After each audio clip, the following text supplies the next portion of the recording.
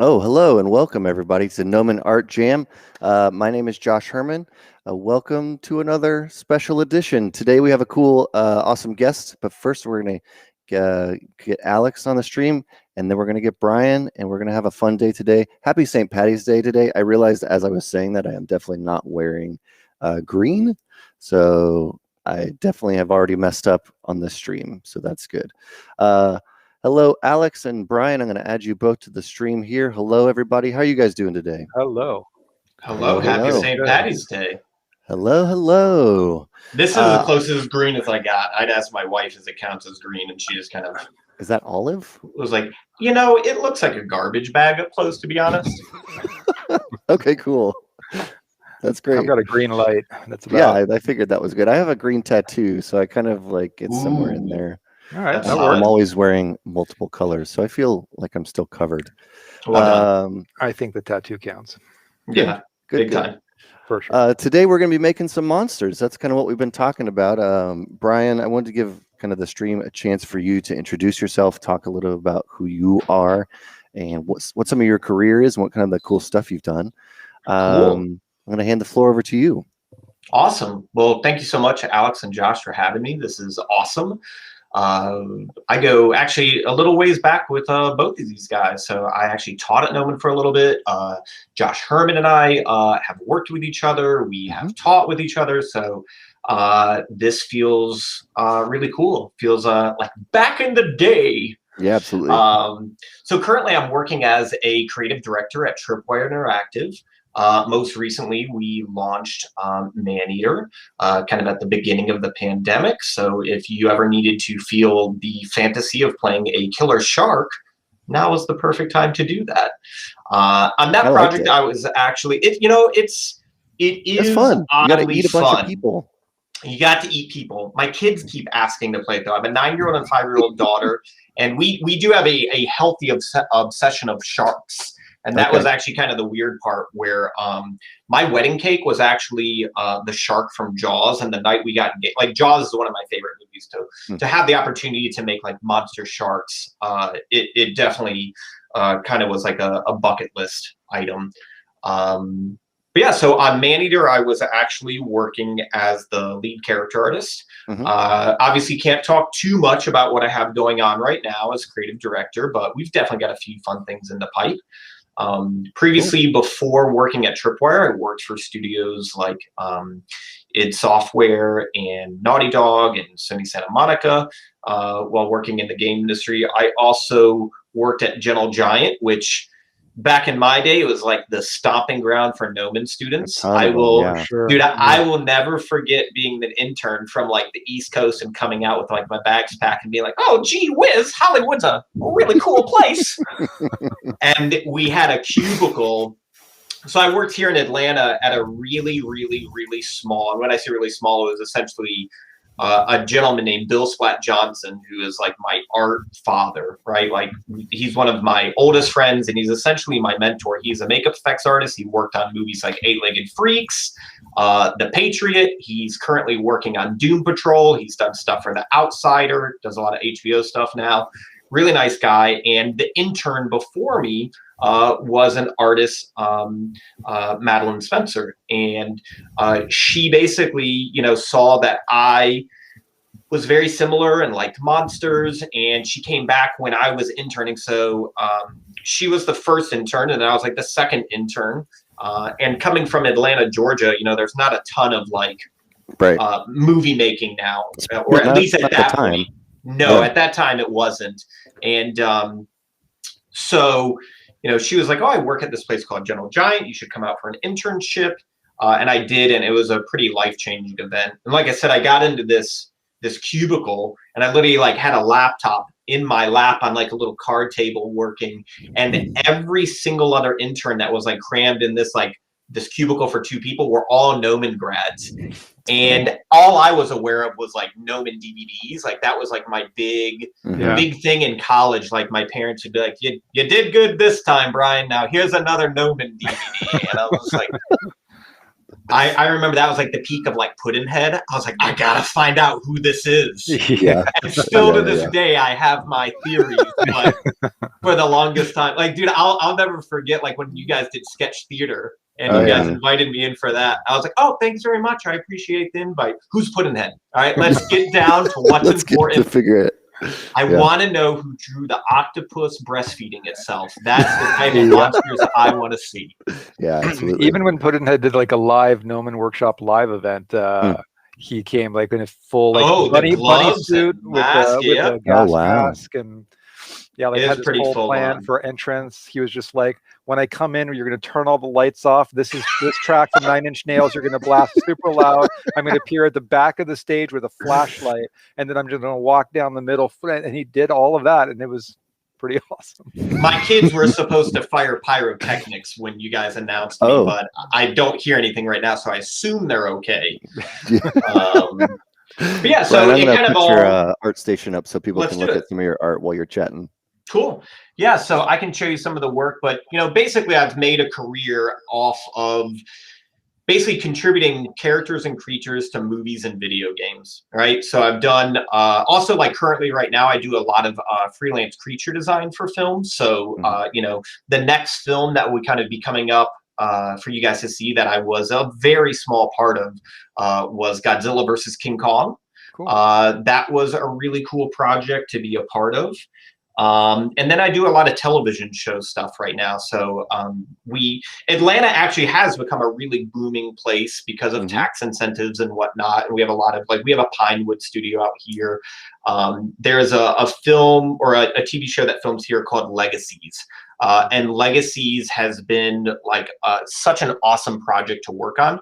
I work with the creature department there, which is headed by a special makeup effects artist and creature designer named Mark Villalobos. And Mark has been an awesome guy to work with where, just to show you some of the stuff with Legacies, this was from, I believe it was like season 2.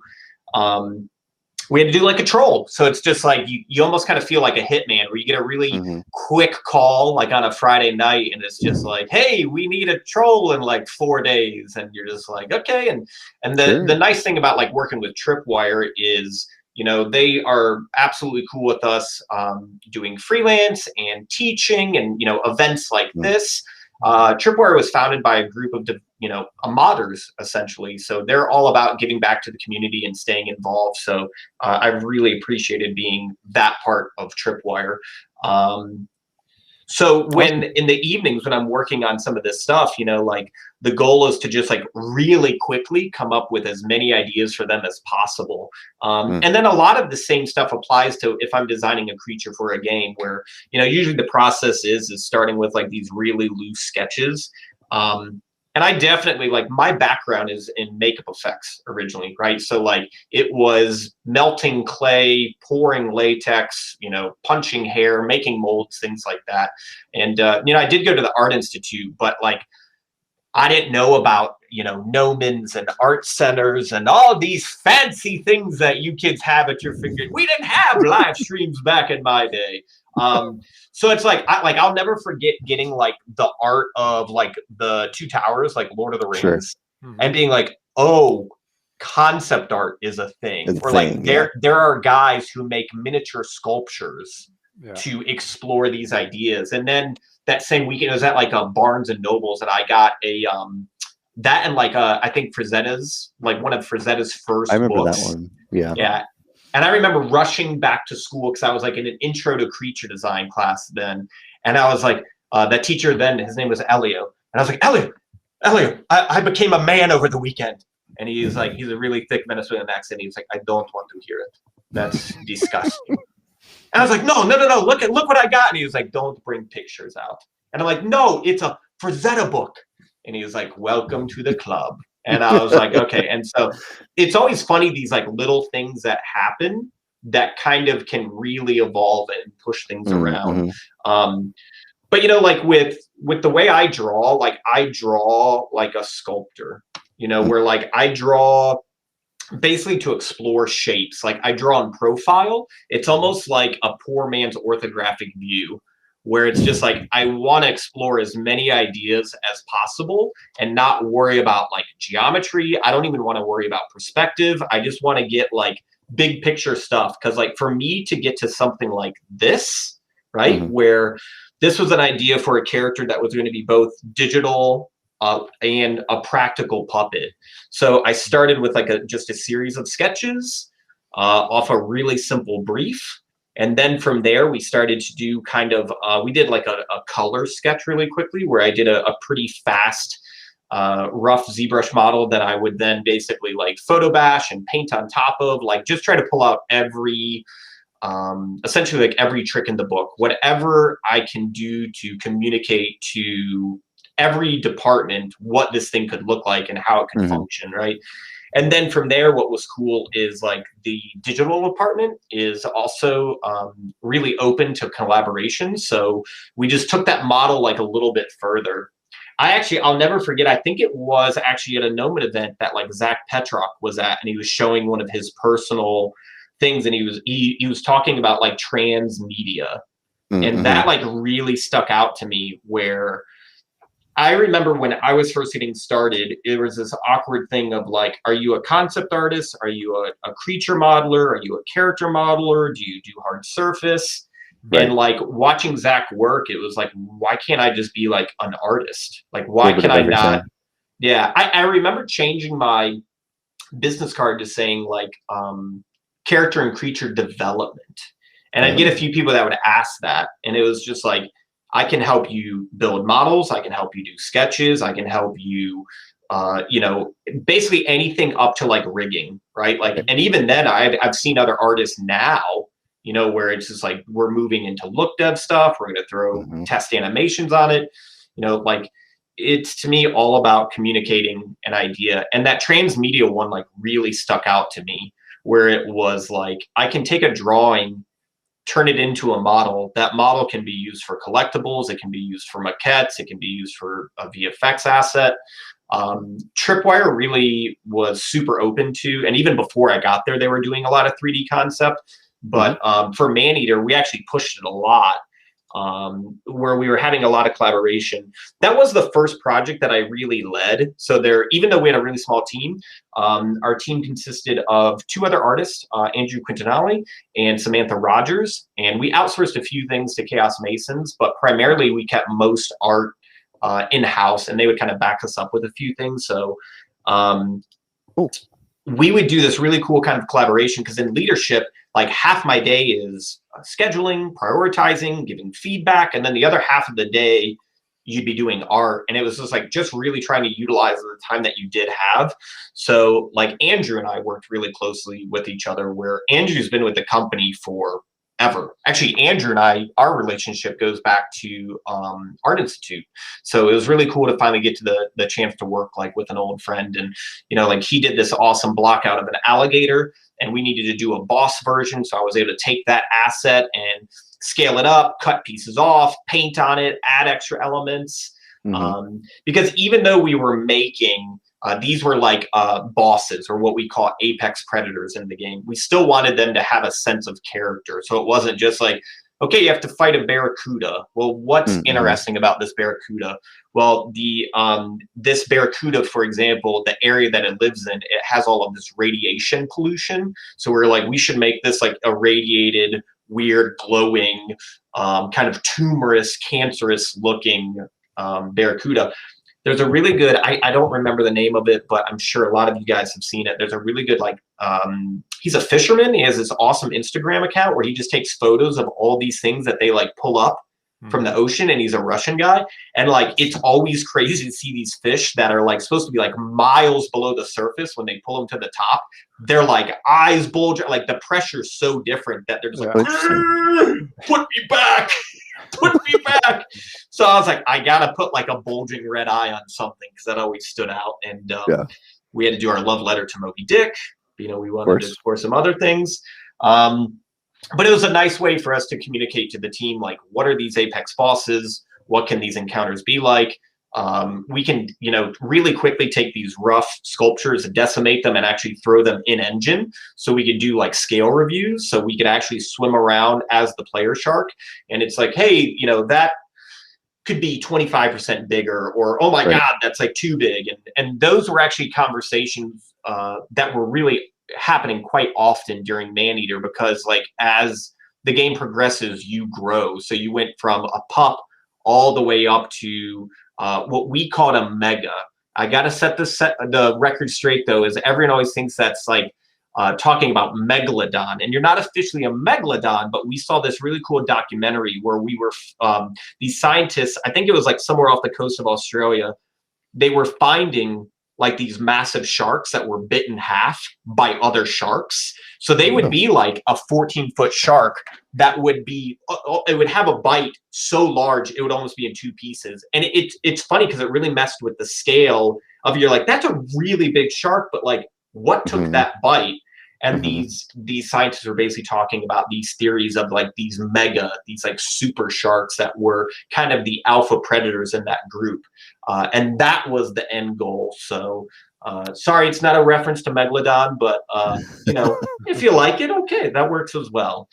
So when you get started and like for today when we're jamming, how are you going to start for today? Are you going to start 2D? Are you going to start 3D? What are you thinking? So I kind of like, Josh and I talked about this before in a little bit, like, what are we going to make? And Josh and I went through this conversation a lot when we would teach together, where you'd maybe go grab sushi or something beforehand and be like, oh God, what are we making tonight? And I thought since today is St. Patty's Day, like, let's do some weird leprechaun creature, character, monster things, Normally I would start with sketches. Like, I think here's a perfect example. Like, this was a demo that I did for the students at CDW Studios, a school based out of Adelaide, where I will go over just like really loose sketches early on to just really kind of, once again, make any big decisions, like what are we making? And then from there, I would move into something a little bit more refined. But I actually have some sketches of leprechauns. That's a weird thing to say, by the way. So I just so happen to have. Yeah. Oh, it's funny you ask. Here you go, right? But yeah, so like these were done for a project that they ended up not going forward with this. And this was another example of like just trying to like find different characters. I think of like the design process as like a funnel a little bit, right? And I'm throwing a bunch of things up top, right? And it's kind of like I am a fat kid, so I use food references a lot, where it's like you're going to a buffet and it's like, do I want spaghetti? Do I want pizza? Do I want hamburgers? Do I want hot dogs? And then you start to like narrow down, or hopefully you do, narrow down your choices. And it's like, okay, I'm going to have a hamburger. Like, what do I want on that hamburger? And then finally, when it gets to your plate, it's what you are going in looking for. So these sketches are going through those different kind of scenarios of like, hey, what are you looking for? Ooh, I have to take a second.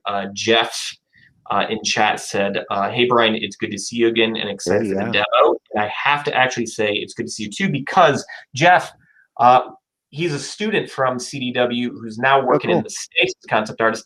And I've got some of his iced coffee from Australia. I had to get a little Australian coffee is the best, though. Dude, I had no idea like it was a thing. Yeah, for sure. Alex and I went to Australia a couple of years ago, and I ordered an iced coffee there, which apparently just had ice cream, a whole scoop of ice cream on top of it. That's like the best mistake to ever make in your life, and it's cheap, right? And a cookie straw. Well, I remember this is the best thing I've ever seen. Yeah, I definitely would like to, take a moment of silence where we were supposed to go to Australia before the pandemic. Do you guys remember that? I know. I was getting ready for that ice cream scoop. I was bringing extra large pants for that trip, and then it was like, oh, by the way, there's this thing. I was like, oh, yeah, okay. I know. I know. And we just thought we were just going to push it 3 months and do it in the fall. Dude, I remember that, right? Because it was like, oh, we'll do October, and I was like, all right, cool, we'll do like something Halloween themed. But yeah, so back to this guy. It's like I got these sketches. I would like to get into sculpting a little bit. Okay. I don't know about you guys, but like my process has changed over the years where I was always more comfortable sculpting with my background. The more I sculpted, the better I became at drawing. And then the more that I draw, like it was like each one was sharpening itself. Mm-hmm. And the thing that I started to notice is for speed, drawing is like unmatched, at least with my skill set. I know there's a lot of guys, like I see Raph sculpt and I'm like, oh God, that's a lot of iced coffee to get to that level. Like that man is zooming through these things, right? Yeah, I still like, I have trouble kind of sometimes like I really want to go with this. I always want to see like what's behind the next drawing. So those are pretty helpful for me. So I being in a director role now, I honestly don't get to sculpt as much as I normally do, because a lot of times when I am doing freelance, it's almost more like consulting now, where I'll do a series of sketches, send it to them. Sometimes it's showing the clients what they don't want just as much as it is showing them what they do want, right? Mm-hmm. So I kind of wanted tonight to just take some time and drink some of this coffee and hang out with you guys and maybe do some sculpting. So I've got some pretty weird pictures. Cool. If you guys have a weak stomach, I apologize now. Yeah, because we've got weird teeth, weird eyebrows. Oh, good, yeah. Oh, there you go. Oh, my. Yeah, get ready. I'll put some of those on my other screen. Well, I'm going to open up my ZBrush here, so I'm going to start getting into sculpting as well. So I've just, as you've been chatting, starting to block out a head shape here. I don't know if I'm going to go with this, but we'll see where we go, and we'll eventually get us all up on here. As that's kind of happening, and we're all getting sorted into sculpting, there was one question, which was, can you recommend a free drawing / app application? That's an interesting one. Anybody got an answer for that? A pencil. Boom. Well, dude, yeah, like that's true. I hate to be like that guy, but like literally for me, the biggest thing that like really helped me with drawing was getting into ink. Getting a little bit of marker paper. You get 2 Copic markers. You get basically like a 10% gray and like a 50% gray, and maybe like just a medium size bit of ink. Sitting down with ink and marker, where like every mark you put down on paper is commitment, that was a game changer for me. Yeah, absolutely. And once again, like talking about sharpening those skills, the more that I drew traditionally, the more it helped my digital drawing as well. So I highly recommend, like, it's the same way if like a lot of the students, we just went over this in Monday night's class. If you're having trouble with ZBrush, grab a hunk of clay. Like, just get in and just get in with your hands. I'm interested to see in how you start, because I've watched you sculpt a bunch, and I'm curious what process you're going to go through. Are you going to start from this plane's head? Yeah, you know what? It's like I haven't done that in a while. Most of the time, I start with a sphere, so I could absolutely regret this. But I do think, like, I know I want this guy to be fairly humanoid, right? And even in a pinch, one thing that I've done in production, like when I'm doing makeup designs, I will actually use scan data. And sometimes that's actually provided by the production, where it's like, we have a very specific actor, they're supposed to wear this very specific thing. It's in my best interest to work from that scan data, because a lot of times there's this interpretation between like a rough makeup design that's like a sketch. And it's just like, oh, that's cool, but like proportionally, that will not fit that actor, right? Somebody was saying in the chat for that answer, by the way, that Autodesk Sketchbook is free, and apparently it has Copic markers. Ooh, I like it. I'm into it then. Alex, they're noticing that you put your sculpt from last week into your environment. I did. The rig actually ended up being fine. Yeah. What I needed just for simple posing. Sure. So after the stream, I was like, maybe I'll see what other tools they've added for skinning in Maya since the last time I skinned a character. And of course, they added things that make it a lot easier than the way I approached it during stream. But that's what I get for, that. But anyway, yeah, he's He's posed, so he's back there. And then I added some on the weekend. I played with SpeedTree and nice. Added some vines on the rock on the left and some vines hanging in the upper left and stuff. How are you liking SpeedTree? SpeedTree's amazing. That's awesome. It's so straightforward compared to, like I've used Onyx and Paint Effects for a long time, and SpeedTree is just 10,000 times easier. It's just like the UI, the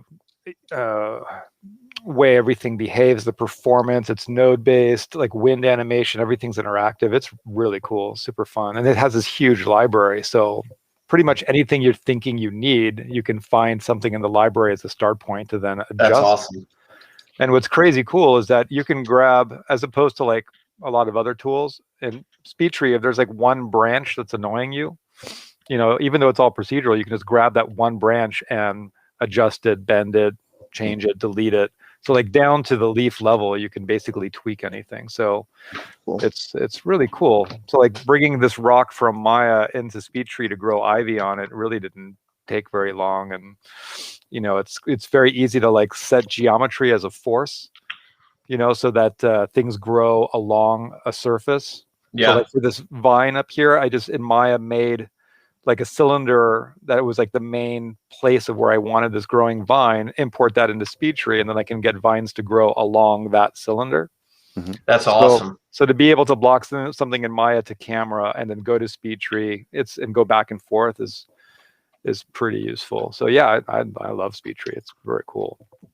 So this is where we're at now on this guy. Nice.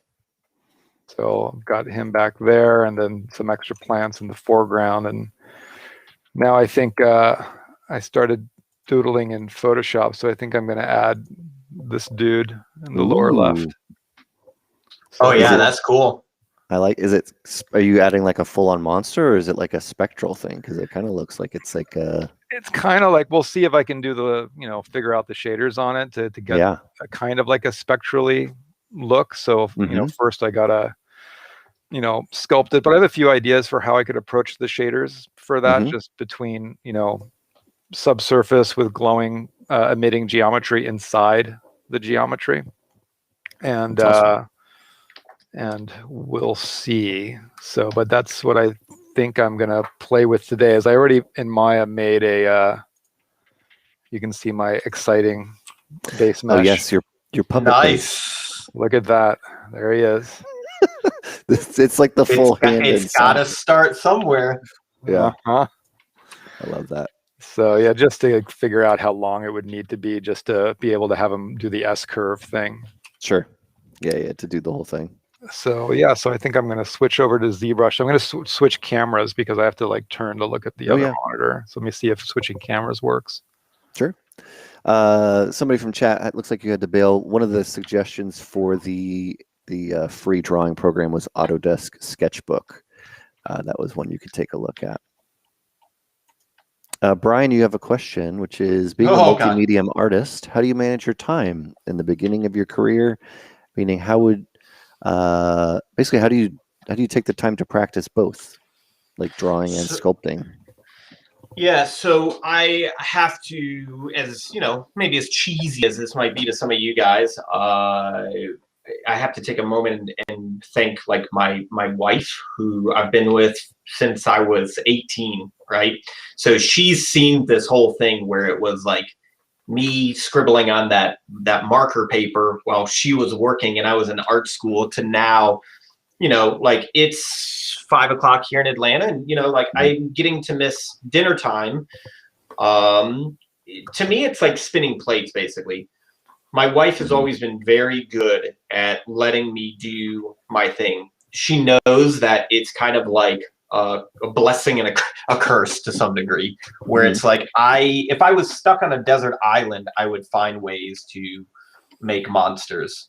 Right. So that to me is the part where it doesn't feel like balance, where it's just like, oh, like I love drawing, I love sculpting, I love telling stories. I want to do that. I don't understand like how other jobs work or anything like that. Like if there wasn't these industries, I'd just be like, I guess I died, maybe, I don't know, or like, where does food come from? Right. So for me, what I try to do though is when I create structure, it's just, if it's a lot of stuff, it's still balancing it. So like today I've got, where I'm working maybe 8 to 9 hours for Tripwire. I make sure to offset that if I'm going to come and work with you guys here tonight. And then if I'm taking tonight and I'm not able to do dinner with the family, then like tomorrow night, we're going to do like a nice extra special dinner, and we have soccer practice and things like that. So it's making sure that those plates are always getting the attention that they need. And sometimes you might be focused on one and you want to focus on the other. But I also think part of that is taking the time, like Josh and I used to play a lot of video games with each other. And then, and I will say that's where things change and shift, right? Like with having kids. So I think for me, it's just about like listening to what you want to do. So it's like, I always knew that I wanted to make characters and creatures. So I tried to make sure that the tasks I was doing was going to be benefiting that goal, right? So if I wanted to do more concept art, I needed to draw. If I wanted to be a modeler at a particular company or a character artist, then I needed to focus on this type of anatomy or, these types of creatures. So everything that you were doing had kind of some sense of purpose to it. But also just being super honest with what you wanted to do. Yeah. It sounds like, knowing that at certain points you're going to be having to sacrifice certain things. Right. Yep. At certain times, and then you're going to have to go back and kind of like, adjust the things that you didn't spend as much time with and spend more time there. So yeah, that makes sense.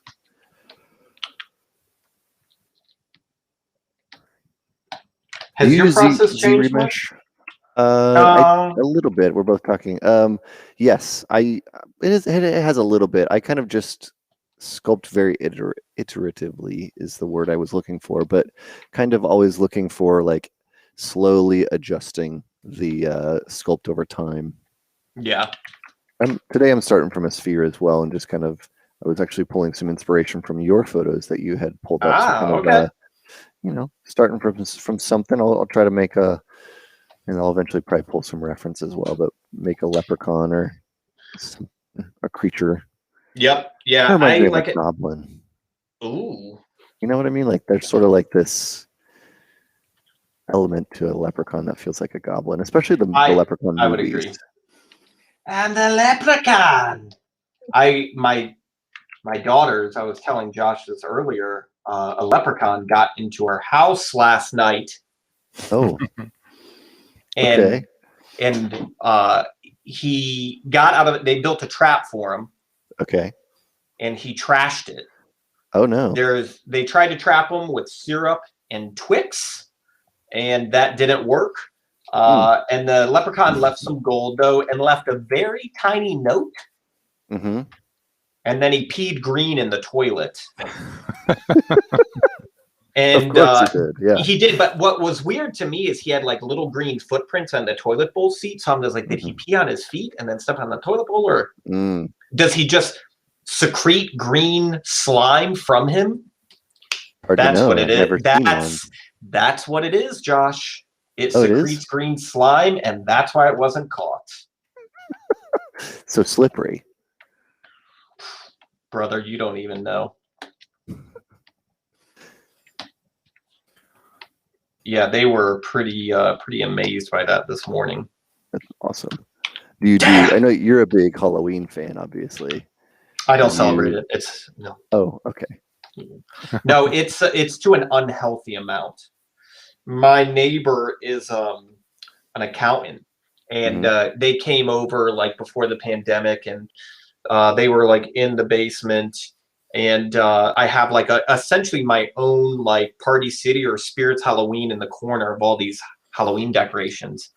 And this year it was particularly difficult to find skeletons, right? Like if you wanted to go to Home Depot and get skeletons, I like to buy those and you can dress them up. And she had a few drinks and she tore into me about like, I can't even get one skeleton and you're sitting over here with 4 skeletons in your basement. And then she was like, as someone who has a financial advice, this is a horrible investment. Oh, that's amazing. And I was like, listen, I'm going to be making these skeletons. Yeah, these skeletons are bonding experiences for my family. Which sounded probably even more inappropriate slightly, but that's what it is. All right, I'm going to Z-remesh this thing, I think. Somebody just asked about my keyboard mounted on top of the Cintiq. That's a company called Cintweak that I found online.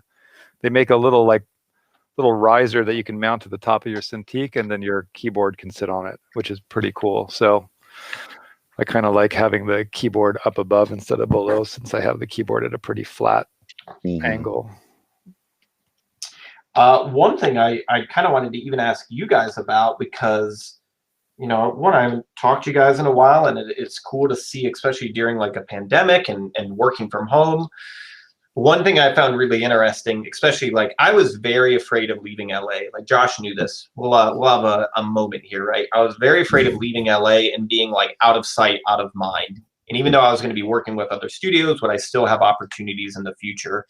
And it's really interesting to me now during this pandemic. All of a sudden, everything that you needed to be there for, you can do from home now, right? That's interesting, huh? And what I find extra interesting is, like Alex, your space looks really exciting. Josh, you were showing me your printers. If you guys can't see in my background, it looks like Hannibal Lecter and the 40-Year-Old Virgin are roommates, where it's essentially like, don't take it out of the package. That's my limited edition Kenner's Ghostbuster figure, and skulls. But I think, Sure. Alex, you made a point, like it's super important to like have some sort of space. Yeah. Yeah. You have to invest time in making it cool and making it feel like a creative place you want to be in. I mean, I've been that way since high school. I mean, high school I had black lights and Christmas lights and, like plasma balls and like anything that could make my room feel like moody and atmospheric. And I've always kind of been super into that. Like my dorm room in college was ridiculous. It's really hard for me to like not have music and not to have like, I was showing Josh, like within where I work, like above my desk, I have a bunch of artwork from artists that I really like. I've got this cool Jonathan Quo sketch, and I got this David Meng, and these are all things that I've acquired over years of being a giant nerd and artist working in the industry. But like back in the day, like in LA, I didn't have a big apartment. We had a little baby, but you'd go to Monster Palooza, right? You remember that back in the day, and you get like a little sculptures and weird things like that. My big thing now is life casts. So I found a company that does anatomical life casts of like reptiles. So I had to work on a frog for a piece, and being able to pulling, like there's a difference. Josh and I would always talk about this when we were teaching in Pasadena. The differences between reference and inspiration. Yeah, like if you'll notice while we're working, and the images that I showed you beforehand, they are photos of real people and sketches that I did based on those. Like I'm a fan of this art, but I want to do like my own idea of what this leprechaun could be. And like even Josh and I, when we would work together, it's like I don't want to look at his design and just do like a second tier version of that. I want to come up with like what is my idea that I'm bringing to the table. Like I want it to be producing on a similar level, but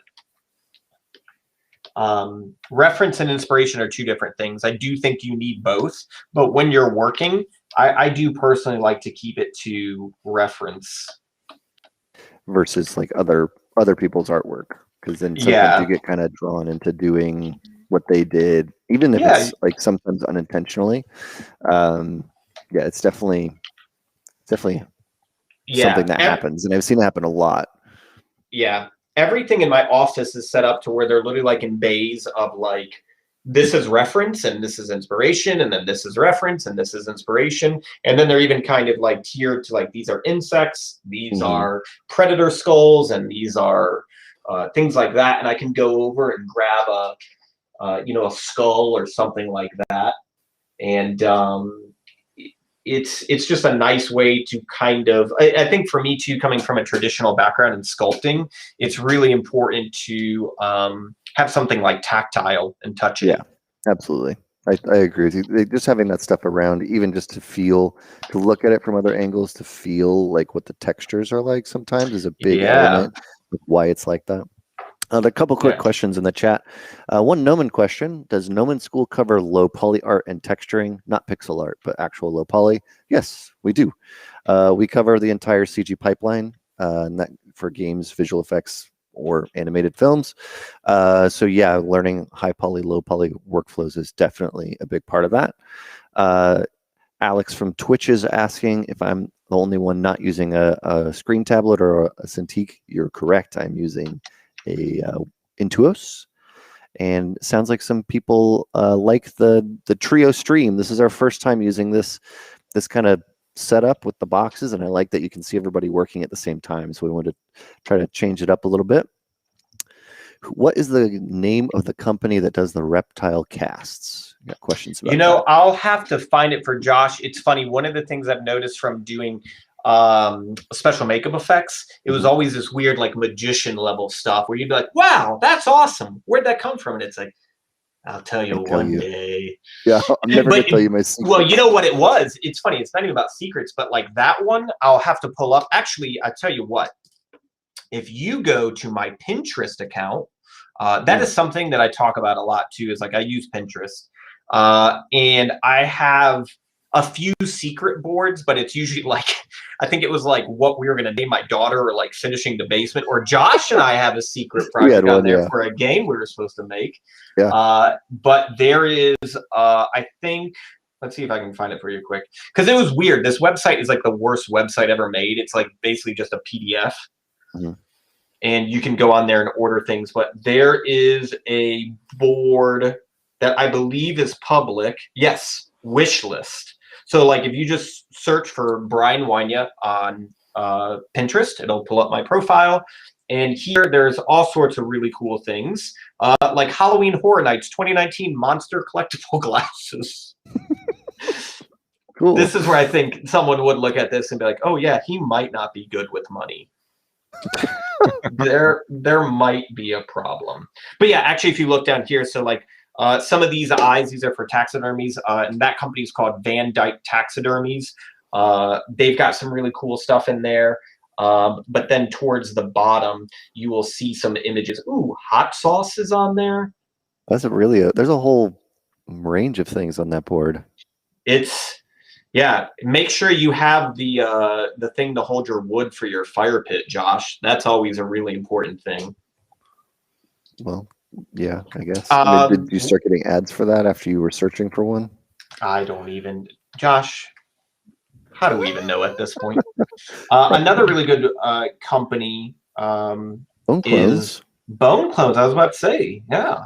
Yeah, they've been around a long time. Is my favorite, yeah.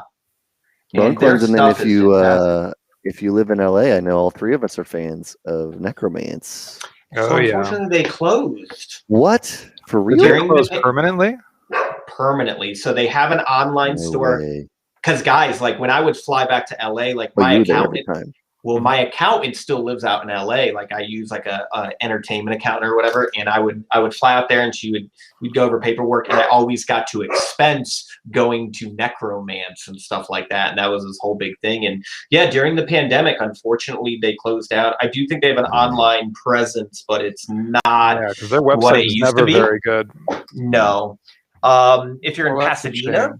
There's Goldbug. Yeah, Goldbug is great. Yeah. Very expensive, though. Very expensive. Dude. I'll tell you, I don't even own anything from Goldbug. That is I'll go in and look. I'd be sleeping on the couch for a little bit. Yeah, I don't think I have anything from there either. Maybe like a bookmark. yeah. I know someone who does, like the piece. It's like a taxidermy thing, and it has a crown. I think all their taxidermy things have little crowns on them. Yeah, some artist they have who's doing that stuff, which like, yeah.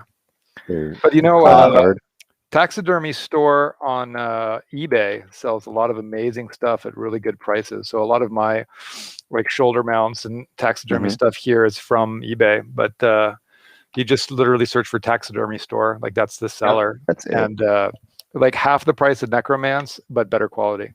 That's awesome. I like Skulls Unlimited. They're based out of Oklahoma, and you can get some. God, this sounds awful. Like, you can get some real stuff there. But it is nice. Sure. Like, sometimes, like, if you want, I think I have like a coyote skull or something like that. That stuff's important, though. And I think, like, so we also don't get flagged by anyone, we should probably say the reason that you have these things are, like, right now, what I'm working on is trying to lay down my base forms and foundations for what this character would be like. So where are the bony landmarks? Like, where is the skin the thinnest, right? What does the barrel of the mouth look like? Because before getting into any details, like, I'm keeping things super low. Yeah, I think that's when we I think we kind of work similarly in that way, because I don't like to go sculpt very high resolution. No. Especially not early. No. I got to be honest too, like, with what I'm doing, like, this is going to be more of like if I was designing a character for a project. I'm doing basically a rough concept maquette, right? So this is like a sculpture that I would use for like a rough painting. So I kind of know, like, what needs to be there and what doesn't, what could be photo overlay, what could be a little bit of painting.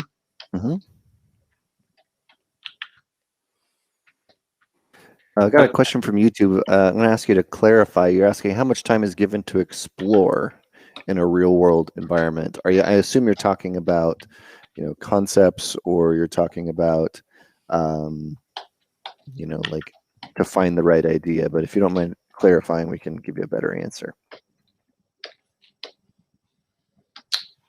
If it's based on the concept, and one just even in general with time for me, I think that's always a somewhat difficult question, because it really depends on the project. So, like, commercial, they needed it yesterday. Meaning, like, if it's a commercial, right? Like, while Josh worked at Legacy, he was always nice enough to kind of spread some of the commercial work there a little bit, and I got to do some stuff with them, and I remember that stuff being pretty quick.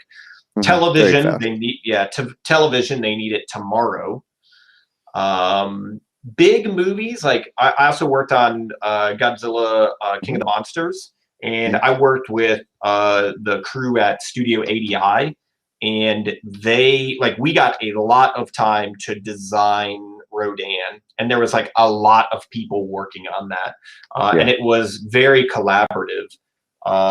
So that was, like, the kind of the big thing there. But I mean, like, dude, a part of that design process, I'm, like, helping design, like, the horns on Rodan's chest, which is like much smaller piece.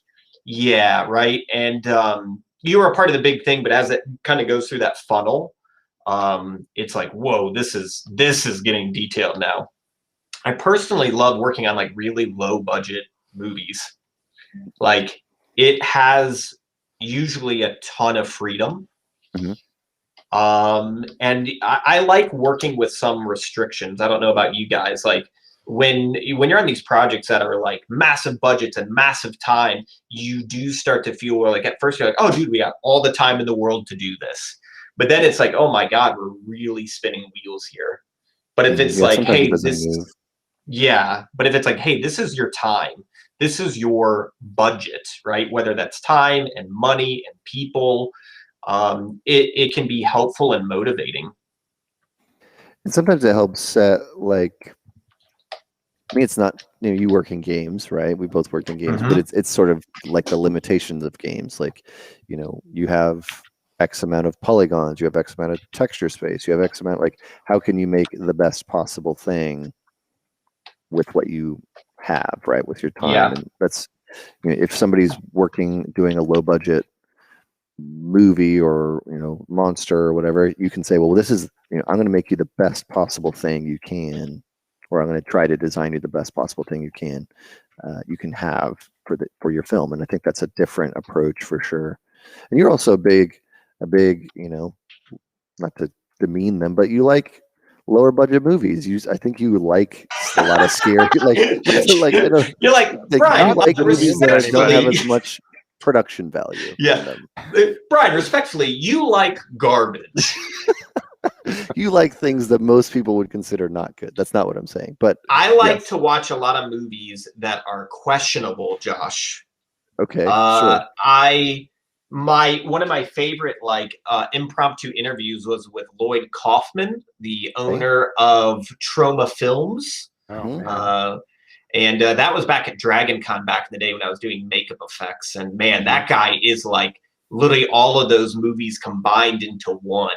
And then that was my goal. Like I was like, I'm gonna work on like a Toxic Avenger movie. Mm-hmm.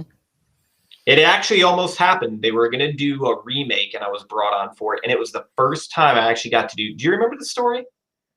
Where I got to do concept art for, and it was like redesign the Toxic Avenger, and that was when, dude, it was like right when I got out to LA, and I was like, oh my god, I'm gonna do it. It's happening. And I was staying up late, and I'm working on this thing, and I'll never forget. I wanted to use an eye, so I just found like a photo of an eye online, and when I did that, I downloaded a virus. And I remember as I was working, pop-ups just coming up, and it was like working. It was like it felt like diffusing a bomb.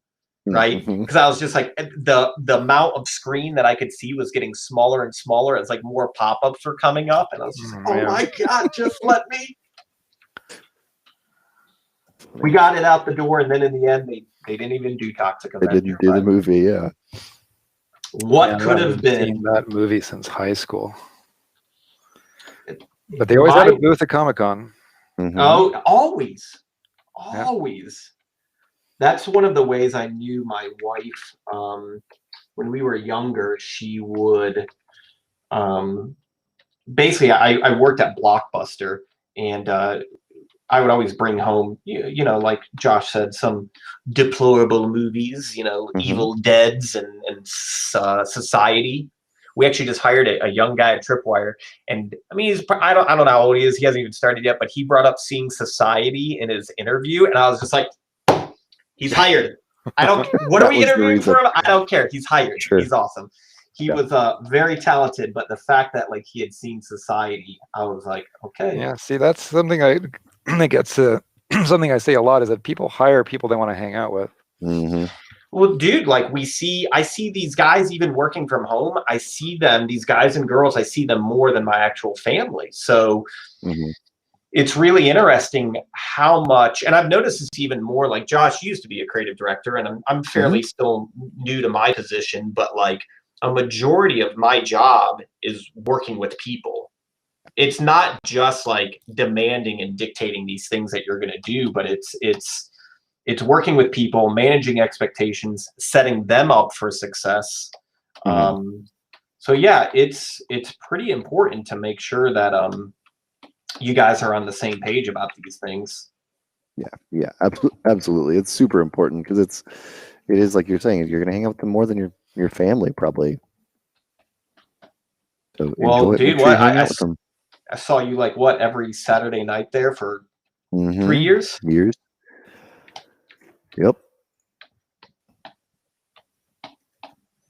All right, so what are you looking for when you're looking? You got these starting forms. I know you're looking for. You said where the skin is the thinnest. You're looking for bony forms. I'm looking for bony landmarks. The other thing that I'm going to look for is basically massive landmarks. Okay. So for me, that's going to be the brow, the cheekbone. They kind of correlate with the bony landmark. So it's here, the skin's going to be pretty thin. The cheekbone is going to be pretty thin. But I know the nose, I want to have this kind of large, bulbous drinking nose. You're setting up the pieces jawline before you can really. You're getting them in play and then seeing how they work with each other.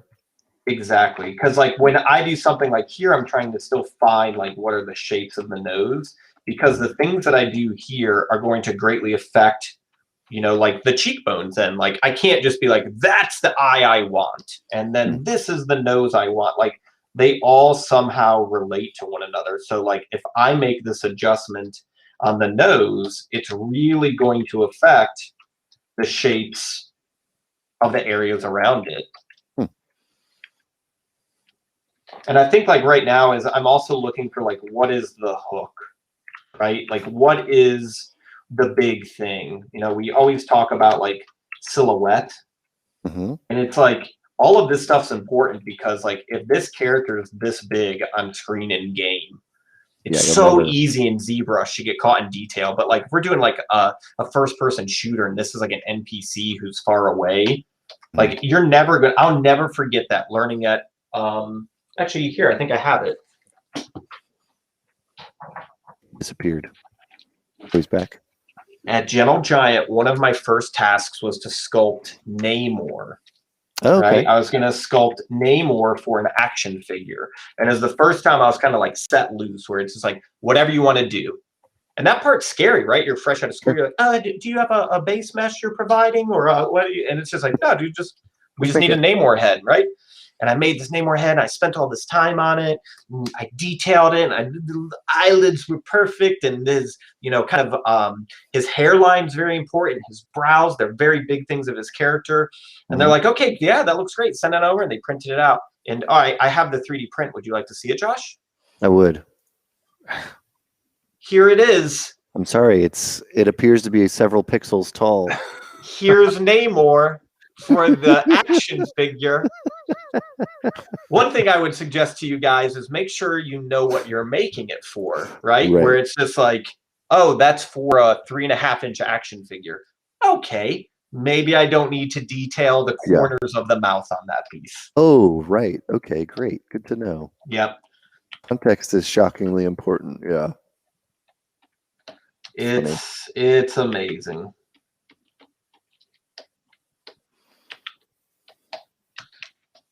I remember when I first met you, you know, you were working at Gentle Giant, I think, and you were talking about all the stuff you had been doing that was 3D printing or working in 3D printing, but also, you know, like you're saying, like you had been sculpting heads for Pez dispensers and stuff like that. And I was like, oh, I didn't know that was 3D printed. Like there's so much stuff there in like that kind of realm that is not always really thought about. Yeah, literally the most probably seen piece of artwork I've ever done from, you know, working on these massive video games and films. The thing that I see everywhere is this. Anytime we go into Michael's, the Spider-Man Pez head. There it is. It's still the same one. If I ever was going to have negotiated like royalties or something, it should have been on the Spider-Man Pez head. That's funny. That's awesome. And it's just like, I'll be on my deathbed and you or Clint are going to come up to me and be like, out of all the projects that you worked on, Brian, that Spider-Man Pez head is what you're going to be remembered for. Yeah. Well, lives on. Pez is forever. I got to ask you something, Josh. Sure. What are your thoughts on, and especially the older we get and you have kids and you talk about these responsibilities, playing games? Oh, games are hard. I think I think it's changed for you a little bit, right? Video games have been harder for me to sink my teeth into. I think some of it is also the time period we're in with, you know, pandemic and the jobs that we do and the, you know, the way that we express our creativity is all through the same box, right? And so I like to play PC games mostly. Some, you know, we used to play a lot of console games, but it's just as very difficult for me to sit down and essentially spend, you know, if my life is 4 quadrants, you know, work, family, games, and then, you know, creative expression of some kind, I don't want to spend 3/4 of my life at this box. And so that's been very difficult for me over pandemic.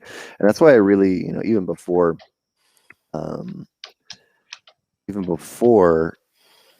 shutdown, I was and still am much more into like tabletop role play games, D&D, and I think it's because it combines what I like a lot, which is like that small group around a table. Like I really love the small group around the table, getting to hang out, getting to have fun, make jokes, eat some food, because then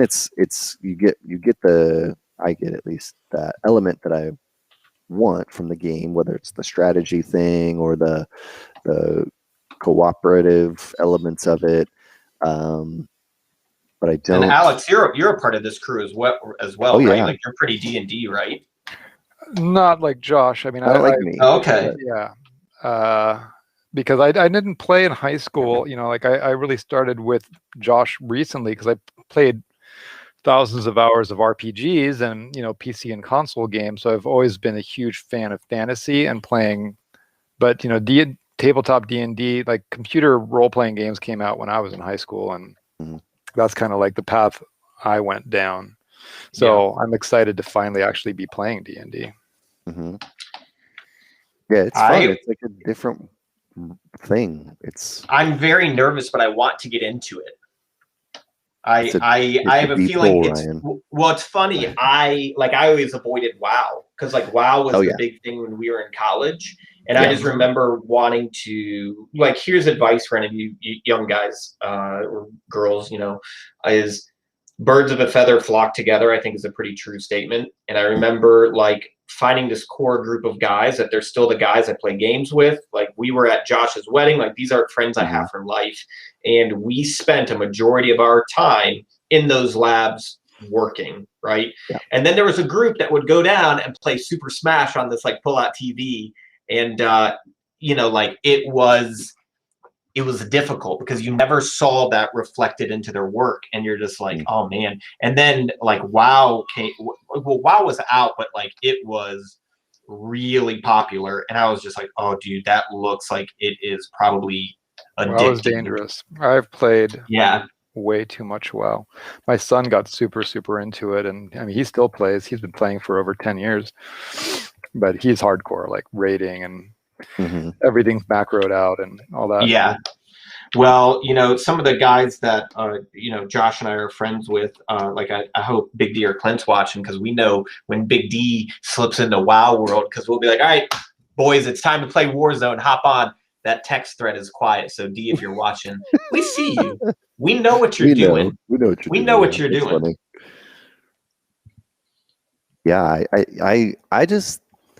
Games are. I really wish some of it comes down to time, right? But it's I want to be able to spend more time on it. But that's why if I had to choose now, it's I'll pick tabletop almost every time, just because it combines too many other things that I like or that I don't get to do, or so it's.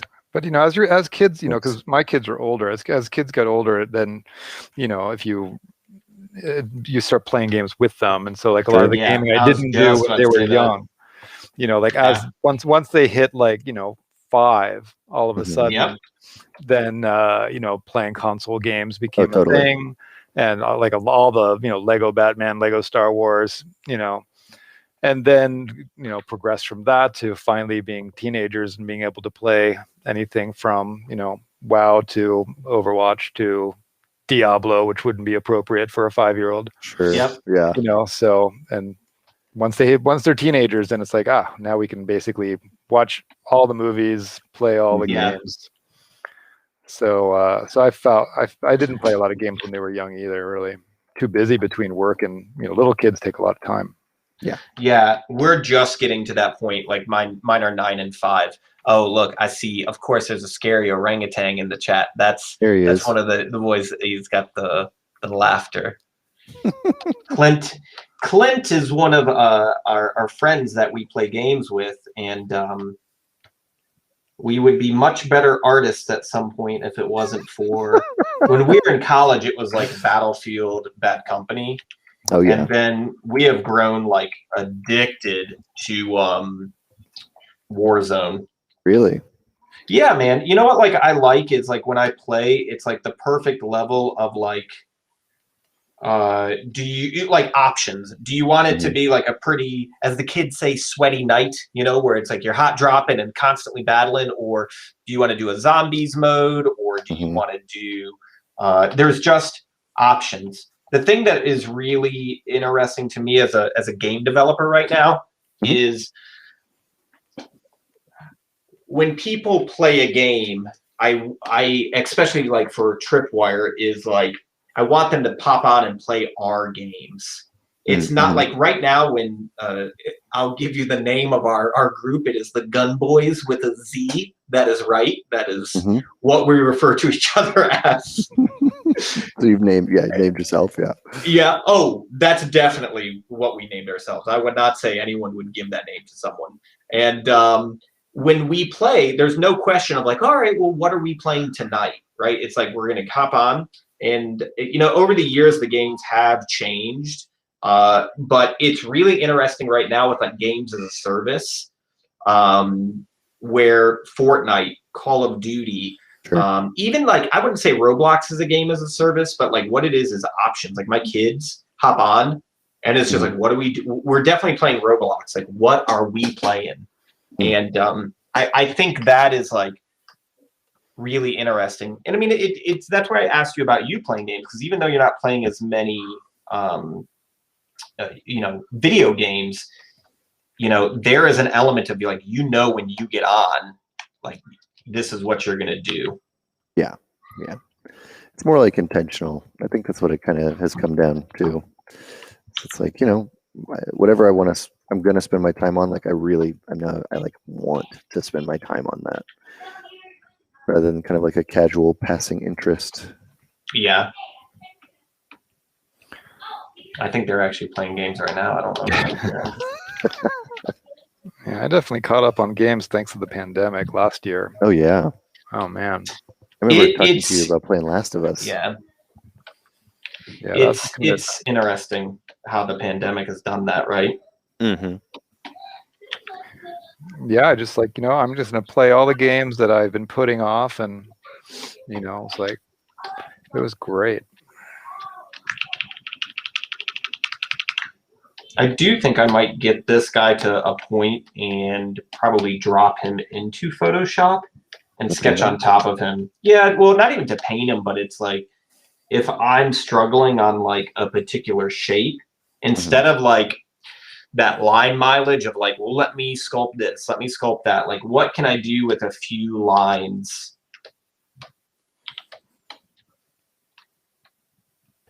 And is that just to explore something new, or okay, gotcha. It's like options for me. It's problem solving.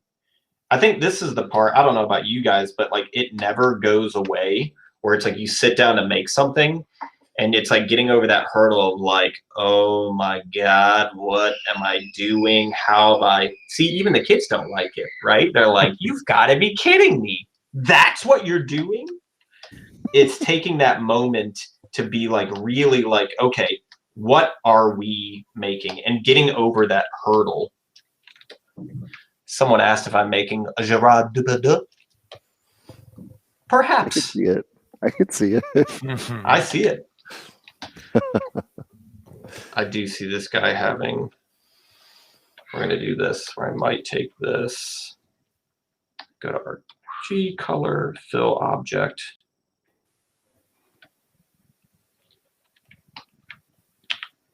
One thing I've kind of always done is I will at the beginning take like a very generic polysphere that's probably like Dynamesh 32. And I basically Dynamesh it, and I have that as a base, and I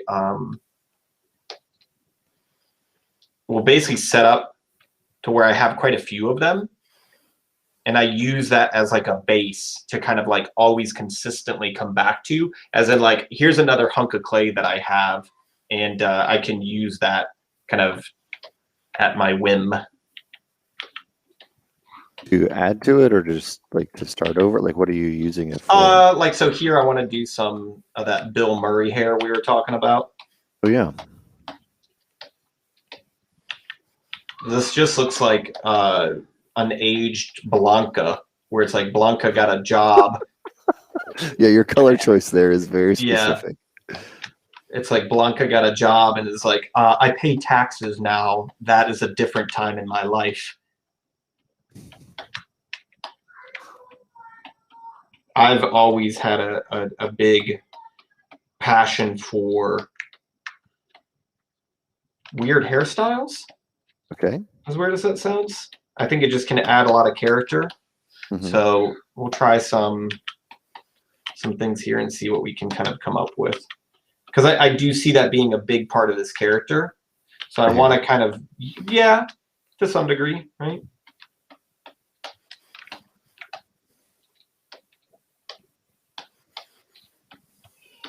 So I just want to block that out. But here, like, here's another example. Like, I want to grab like a sphere for like mutton chops or something like that. And so I'll just grab like another one of these spheres, and I'm just gonna like move it off to the side, and then I will fill this with that same color. I do like building things like as separate objects, so that way it's like super like I can adjust it really easily. It's almost like a paper doll where I have all of these parts that I can move around.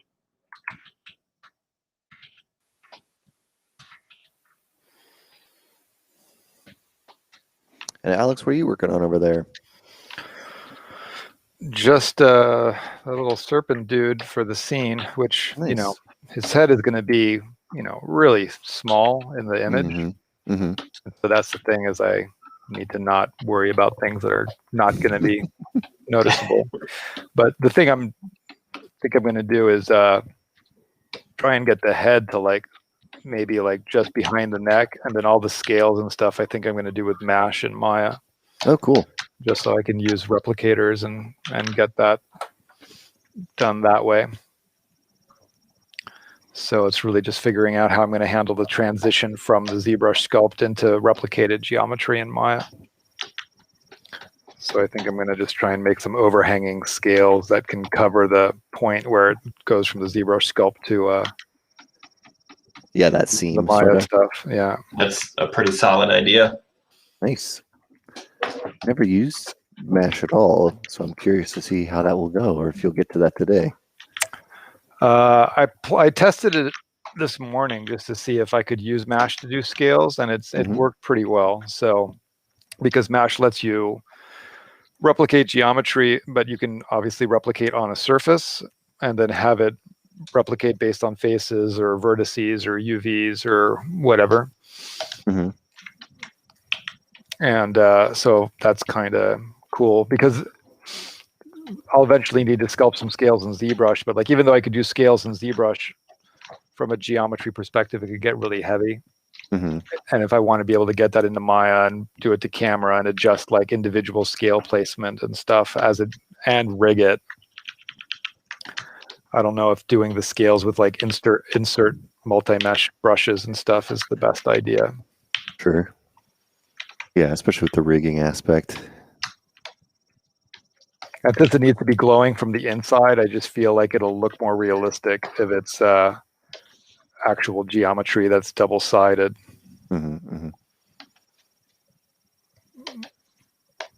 Not sure.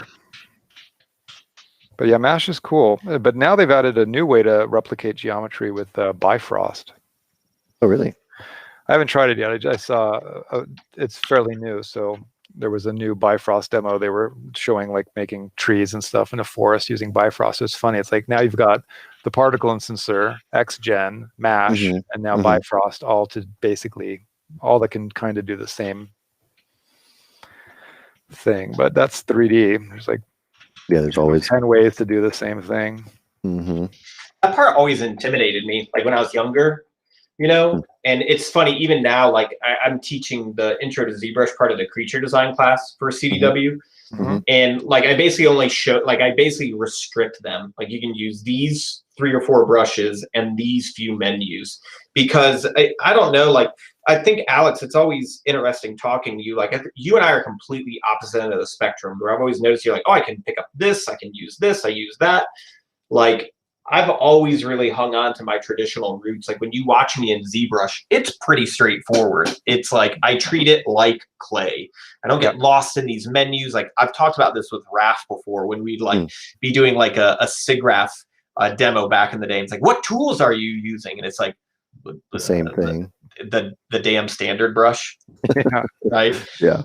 I'll never forget when Dynamesh came out. That's when we were doing like lunch crunches at Sony Santa Monica, and Paul was like, "You've got to see Dynamesh," and I was like, "Whatever, dude." Oh, I could see him being like, "No, this is the perfect tool for you." Yeah, and it's funny how like as times have continued to go on, I'm like, "Oh, yeah, like this is my new Copic marker. Like these are."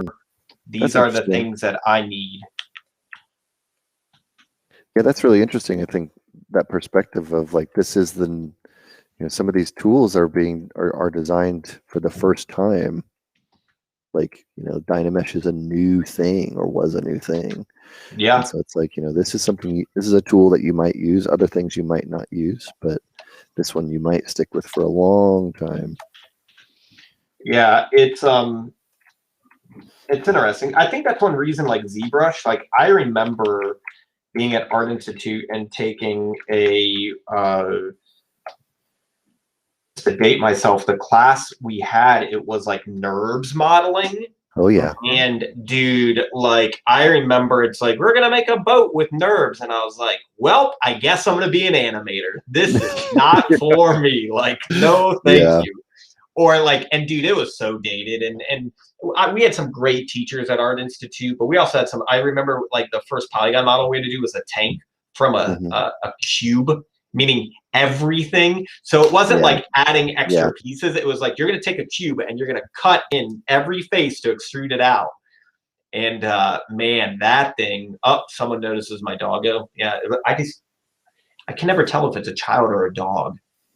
That's not an insult. Yeah, that's not an insult to either. But my kids and my dogs look very similar, and they also act very similar. So if you hear or see anything, I promise they're okay. It's no need to call anyone. Oh, it looks like I have one of my students from the snowmen class. Do you guys want to see we're starting? This is what we're doing at CDW. We just started it, but I always give this demo talking about like proportional contrast. Oh yeah, let's see. And do you remember that little snowman I would always draw? I think so. So we're actually going to do like a creepy snowman. So we started with these sketches, and so I'm gonna build out this guy up there. It's still pretty crummy, cold weather here in Georgia, and I thought I would do something a little seasonal. But yeah, thank you for being here, guys. Yeah, thank you. So how's Gerard up there? He's getting there. He's getting those mutton chops. Definitely with those mutton chops, it's helping.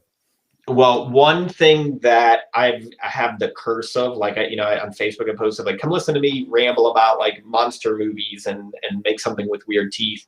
A part of me at first was like, hey, don't make something with weird teeth. Maybe actually show people you can sculpt lips for a living. Like it didn't help like going to id where like most of the creatures we worked on like don't have lips, right? And I personally like love alligator anatomy and stuff like that, but knowing a lot of the monster stuff of like just being a big moody nerd and game nerd, everything, I don't know if you guys have this problem, everything you make I'm like, oh, that looks exactly like this thing, right? This, like right now I see Mr. Hyde from the I think early 2000s classic League of Extraordinary Gentlemen. He kind of looks like that, or Van Helsing. Oh, geez, that was a bummer. So I know that's already my my direction here of like you got to change it up a little bit with this guy. Yeah, maybe not that.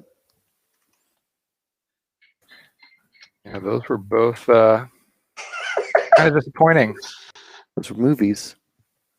Those are things that people did.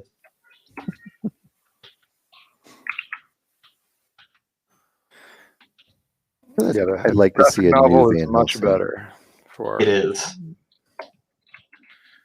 Josh, you'd be proud of me. That's actually what I've gotten back into is collecting comics. Oh, nice. So I've got a nice what are you reading? Right now I'm reading Predator Big Game. Okay, cool. This guy. Pretty nice, pretty classic. I always was, as far as a comic guy goes, like as a kid, it was like, I remember discovering like EC comics and things. I mean, like, dude, look at my shirt. This wasn't for the stream. This is unfortunately how I dress. So I'm sorry to my wife.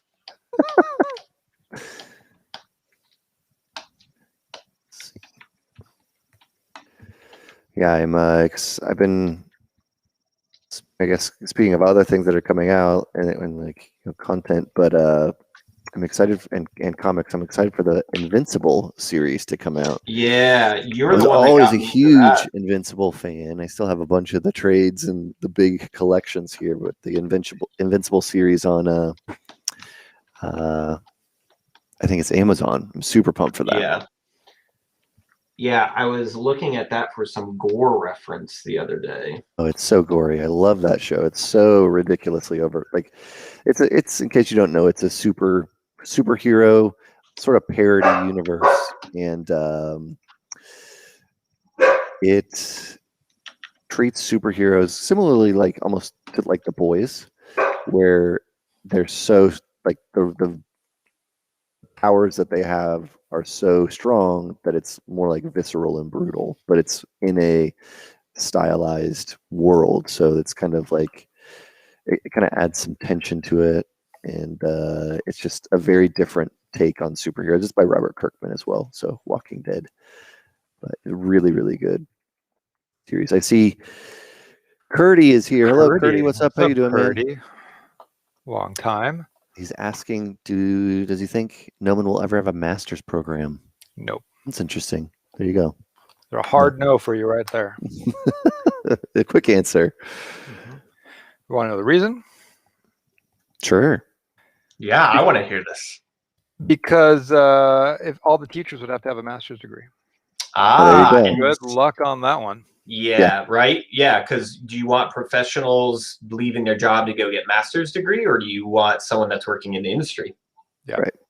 So that's out of our hands. That's just a regulation from accrediting agencies. But yeah, it's like we can't. How are we going to find anybody to teach who has a master's? Mm-hmm.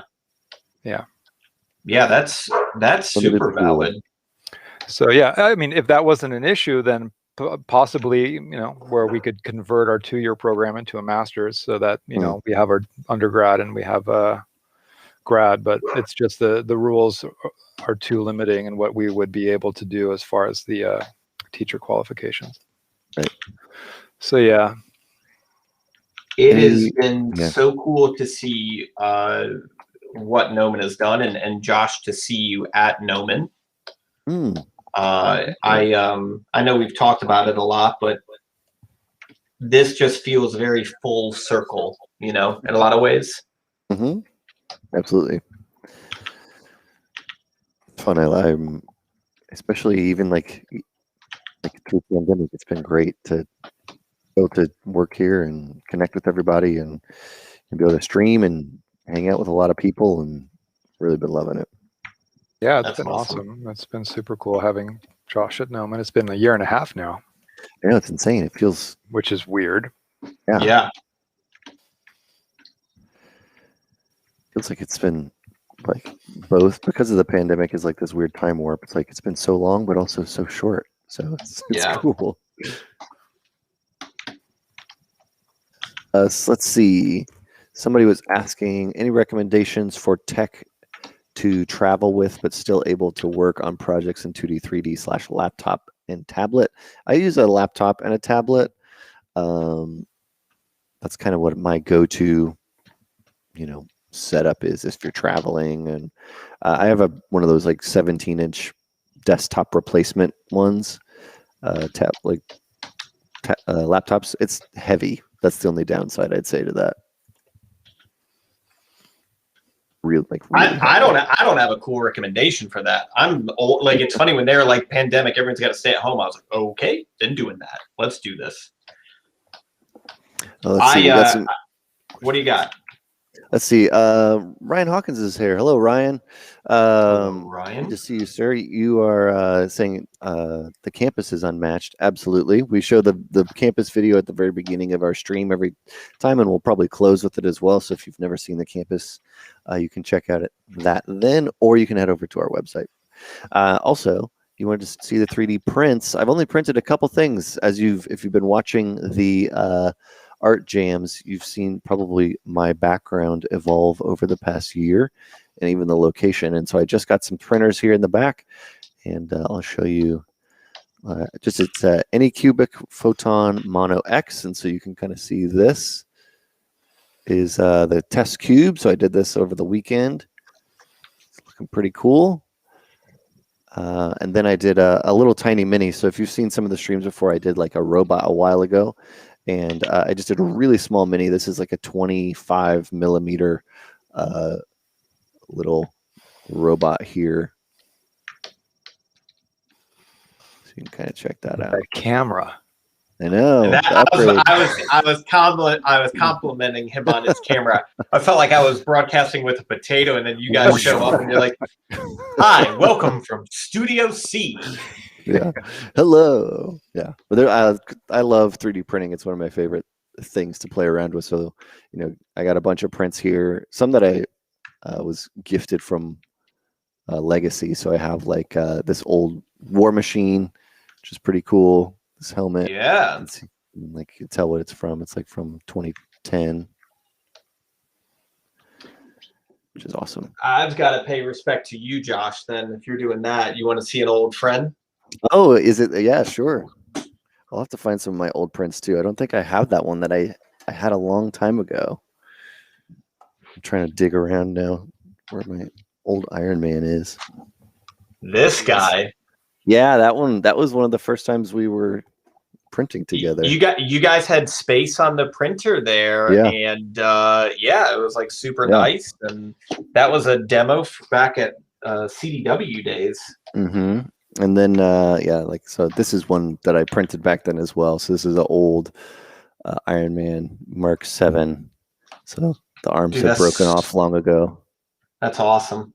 But you can kind of see it's a little dirty, but looks nice and clean. So we're going to get some stuff printed up on this as we're testing out the printer and getting things going. So excited to make more stuff on there. Yeah, I think you're gonna convert me to getting one. They're great. I'm really enjoying it. It's definitely a learning process, and as probably through this stream, and I want to kind of share some of what I've learned already. And I was chatting with Alex, but the resin smell is no joke. Let's be honest. It's intense. Research, yeah, it's intense. If you haven't done research, do some research. But that it is a thing that you will have to deal with. So yeah, that's a drag. There are some other ones that I haven't been able to play around with yet. Some of the water-based or eco-based resins that are supposed to be better. So when I have a chance to run a couple more prints, which I have a couple prepped already, I just haven't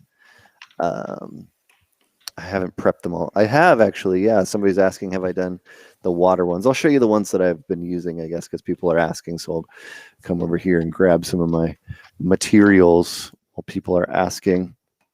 None of it is here as well. Gibbon, or what you said. Oh, yeah? Yeah. Hello, sir. Hey, man. That's awesome. I think last I heard he was in China, maybe? I don't remember. You're doing some cool designs, and I feel like there was some prints of stuff that I saw in somewhat recent posts. I don't remember how long ago they were. But yeah. Let's see. The resins I'm using, just so you know, this is the green one I used. And then I did get these other ones. So I got the Eco one from Anycubic that we're going to try with. And then I'm going to try this water washable one. So we'll play around with those, and I'll show you all the prints after they get done and see how they look. Still alive. Yeah. But I prepped some of the some of the sculpts I've done in the recent art jams. So I prepped the one that I did with Jared Kraszewski, so that kind of superhero thick skin kicking sculpt. I prepped that one up, and then I prepped the head sculpt I did with when Jay Hill was on. So I got those two set up to go, and so we'll see how they come out. Is it any good? The print quality is great. I mean, I can't say anything bad about the print quality. I haven't had any issues itself, like with the printer itself. Cleanup is definitely difficult for sure, but that seems to be kind of the bar.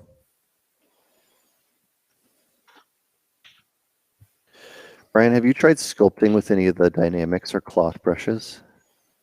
No, I think you would like it. Like I said, all pretty. You think I should get into it? Let me see. I'm going to play around with this real quick, and I'm going to see if I think I can convince you to use this.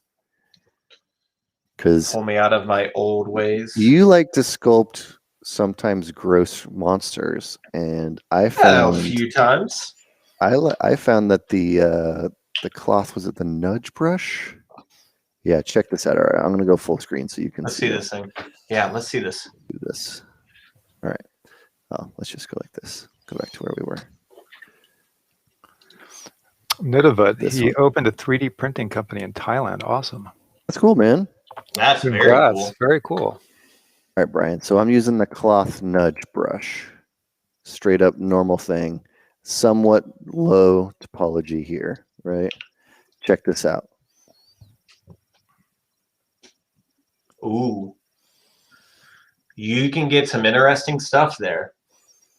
Like to get little folds. Yeah. And to get like this kind of a thing. Wow. That is cool. That's pretty awesome. That's just the nudge brush. So you're basically just moving it across the surface, which is pretty cool.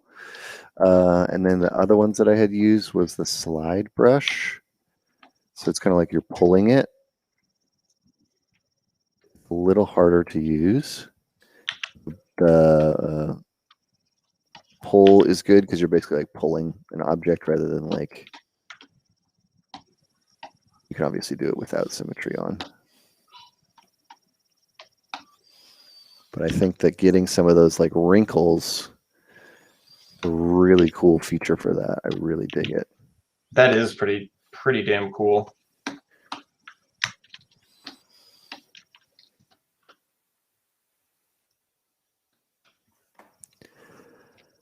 I like what you're doing. I like how creature-like it is.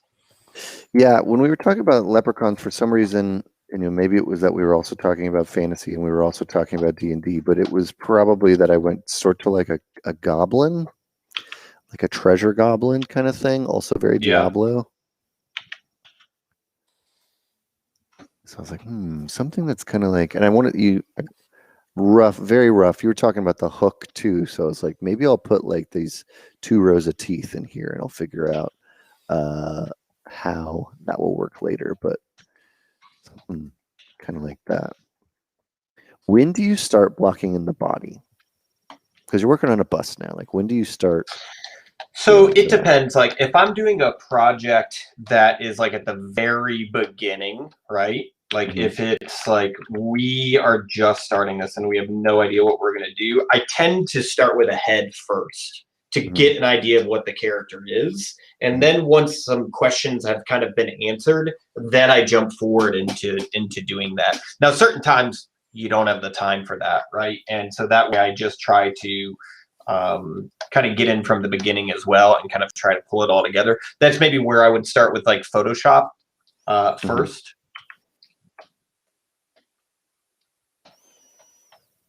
To start exploring it.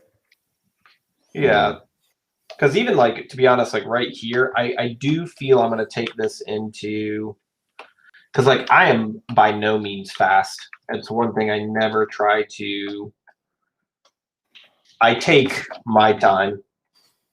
Maybe you were also one of the people that was like really pushing lunch crunch. So like sculpting something in an hour. For me, that was also like part of like, it's funny how that's like changed over time. Like I remember like everyone was like, speed painting, check out the speed painting that I did. Sure. I feel to the community, the thing that was getting miscommunicated was like, look how badass I am in an hour. Mm-hmm. And especially for like the community that it's going to, right? And just even in a general sense, dude, some of those lunch crunches are rough. Like they don't look great. They don't like looking back, you're like, yes, that does look like it was made in an hour. It does not look like thought was put into that. So for me, it's just gotten to this point where a lot of it is about a strong idea. Mm-hmm. Are you communicating the things that you want to communicate, or are you just trying to communicate that you did it in an hour?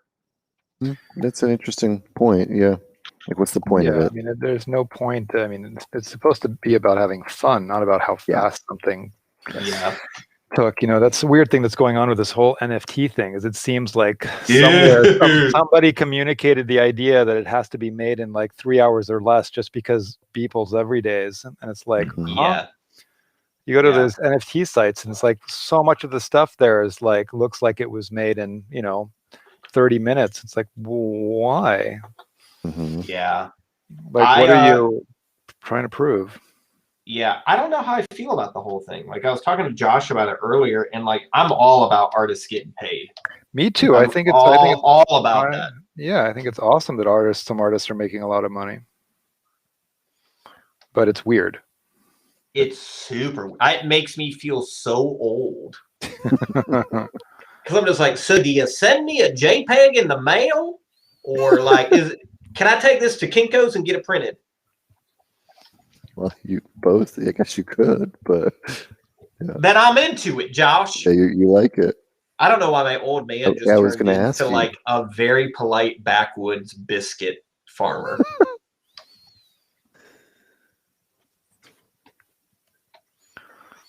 I don't know where I'm going with this. I feel like I'm stuck. I'm not going to add a body in here. I always appreciate. Oh, you know what you should do?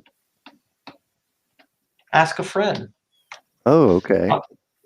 Remember, those were the days of like just kicking stuff back. That's true. Forth. You know what I do find interesting is how fast you did those teeth. Oh, okay. How'd you do those? Can you show that to us? They're just a bunch of spheres that I clip brushed into a tooth shape.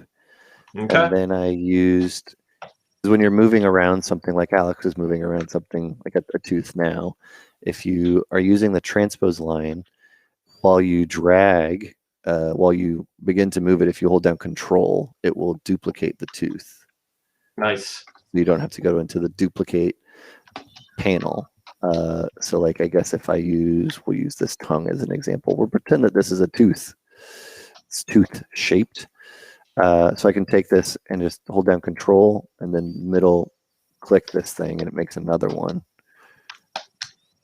And then you can do that again and you just kind of do that over and over.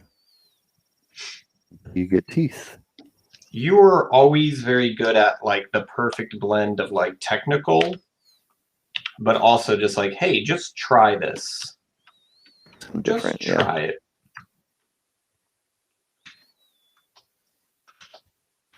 That makes it a little easier to make all those teeth. And then I use, I mean, you were the person that I remember chatting with about using the Move topology brush. Yeah, the toothbrush. Yeah, I think that brush is the best. Yeah, you actually called used it for my teeth. Yeah. It's so good. Yeah.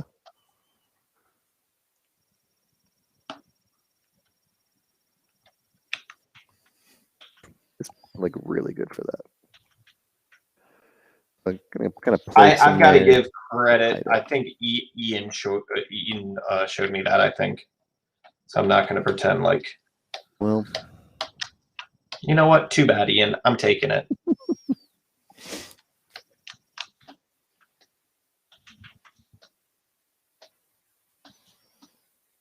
I chatted with Ian recently, but I haven't talked to him in way too long. Every time I hear his name, I think about his house burning down. Dude, I always think about that. I feel like I was a psychopath. Thank you, sir. Dude, I told that story to like a stranger a week ago. We were talking about real estate, and I was like, dude, it apparently, you know, fires are crazy. Yeah, they happen. It sounds horrible. I know somebody whose parents' house burned down in Santa Barbara. They rented another house, and a year later, that house burned down. Okay, that's for real now. What? Can you believe that? No. Yeah, because there was all these huge fires in Santa Barbara, and they just, I mean, that is, don't even know what to say about that. Horrible. Yeah, it's awful. Yeah, our neighbors, we were talking about cleaning out our dryer vents, essentially. And I was like, oh, yeah, we're doing it. All right, let's get back into monsters. Bryan, favorite monster movie? It is Wednesday, right? So that is probably going to be Gremlins. It depends what day you ask me. Yeah, definitely. I've got to be really quiet because I showed my 5-year-old Gremlins, and I think I scarred her. One night she woke up very unhappy, and she came in and she was upset. She's like, "Why did you make me watch Gremlins?" And my wife looked at me like, "Okay, all right, this is on you now." But dude, it's funny because every time I watch that movie, I notice other little things. And it was literally this year, after like what, 35 years of watching this movie, it is the part where the mom, the best part of the movie, is killing gremlins, right? So the mother's killing gremlins. She pushes one into a blender. One she just straight up stabs like a psychopath, right? Where even then you're a little like, dude. Yeah. Well, then she goes to microwave the other one, and you think her microwaving one is going to be the worst.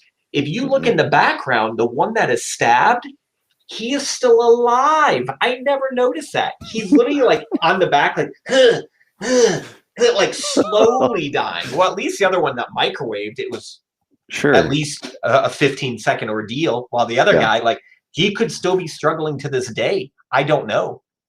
I don't know how long it takes a gremlin to bleed out. Probably more than 20 years or less. But yes, it is a Gremlins type of day. How about yourself? Oh, that's a really hard one. I was going to go last. Let's see, but thank you.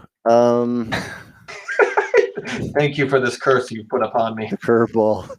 I don't know. Monster movie. Is like Pacific Rim considered a monster movie? Kaiju are monsters. Yeah, for sure. Gotta be. It's definitely up there, or Predator, if Predator is considered a monster movie. Predator's solid. Is that a monster movie or an alien movie? Right, exactly. And well, even then, what's the difference, right? I mean, if aliens are monsters, then Alien, the original, would be my favorite monster movie. Yep. I am very partial. Ooh, someone said The Host. Yeah, I was just gonna say The Host was a great film. Yep. I'm always partial to Tremors. Like we were talking about this earlier a little bit, where I really enjoy this kind of like creature feature element. And in the 90s, we actually had like a pretty good run of them, from like Placid to the Relic. Like Mimic. Mimic was a great creature. Mimic was cool. Fantastic. Yeah. That was one that I remember. I've only seen it a handful of times, but Mimic. Oh, somebody says The Thing. The Thing is actually probably my favorite monster movie. Yeah, but again, Alien. True. Yeah, exactly. And my thing is, well, no pun intended. Yeah, like I'm actually very much obsessed with that movie. But I also I feel just as much as Gremlins might be a cliche, sometimes the Thing is as well, and it's I think here I'm going to hit you up with a question. Did someone say Ghoulies? No, or am I just hearing things now? I'm just like, someone Ghoulies? Yes. You had me at Ghoulies. Oh my God, I remember that. That's from forever ago.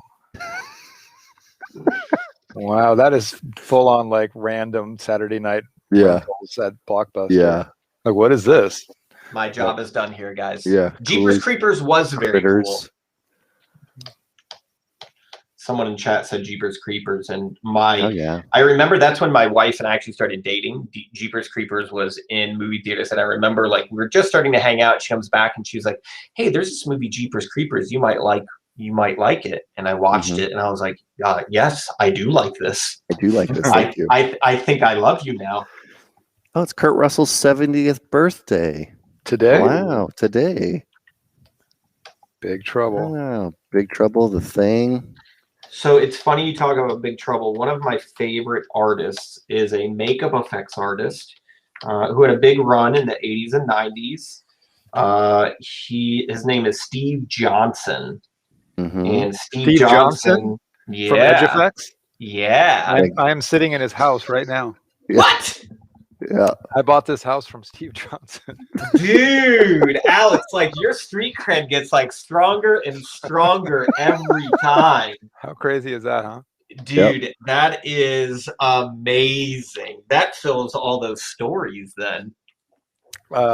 Yeah, I heard a lot about him from the neighbors. Yeah, dude, I like love his work where it almost has an element of like Tex Avery, kind of like him and Bottin had this element of like really pushed big shapes. And I think even if you look at this, you know, it's just like getting it to read when it's this big, but then like really, really strong surface details at this level. And yeah, dude, his work is awesome. Have you read his book, his sort of memoir? I have read bits and pieces of it. It is pretty awesome. There are some crazy stories in there, man. Dude, his he was actually one of the first guys to hire me for some work when he had like a really small project right when I moved back to Atlanta. And I got an email and he's like, "Hey, I'm helping out in this low budget film. Can you help design a skull or this or that?" And I was just like, "Yes, I don't care what this is, I'm in." And yeah, he was a really nice guy and very cool and very aware of who he is. But I think that's what makes it so awesome. But yeah, really talented guy, and I will always find his work as a source of inspiration. That's awesome. I don't know him. I just, when I bought the house, they were like, "Yeah, the owner of the house is works in the Hollywood industry, whatever." And then I got to meet him, and then I was just like, "Oh shit, yeah, hey, this is not just some guy." Yeah, dude, that's amazing. That is an awesome story. Yeah, if you're not familiar with Steve Johnson, I really suggest looking up some of his work. I actually saw some of it the other day. My kids wanted to watch the Scooby-Doo films. Oh, okay. And the live action ones. Yeah, so like they wanted to watch that, and exactly right. But like, there's some fun you just stuff. gotta say no, man. Sometimes there's this thing called discipline, and you just gotta. Well, dude, but they watch with kids now, dude. It's all YouTube shows, and I'm like, I want to watch a movie or like a show. I know. And yeah, so it's like, we want to watch another episode of Ryan's Playroom. I'm like, I don't know who Ryan is, and I don't want to be in his playroom. Can we please watch anything else? The thing that I showed them pretty recently that they were pretty infatuated with was Batteries Not Included. Oh, okay, yeah. So that was like a pleasant surprise of like, okay.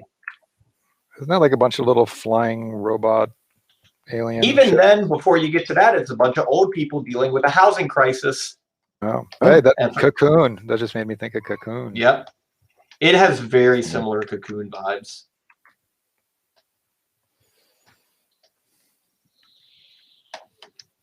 So I'm going to try to add a few little teeth in here. I've got this awesome reference of, I think if like just doing the small eyes and like small teeth will help kind of give this like larger than life scale to this guy. Mm-hmm. But we could be totally wrong. We'll see.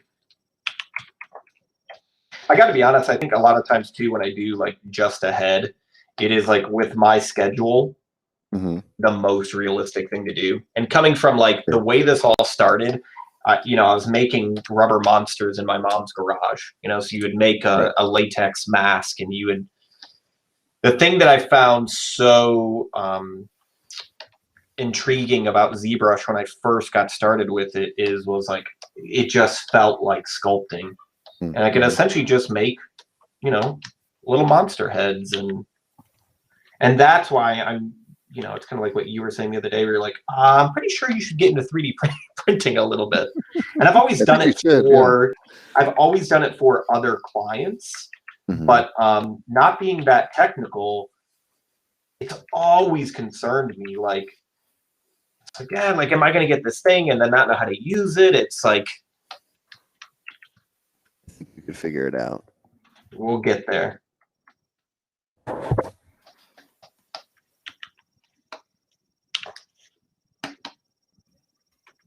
Now, what do you think is an underrated monster movie? Like something that you're like, not enough people have seen this.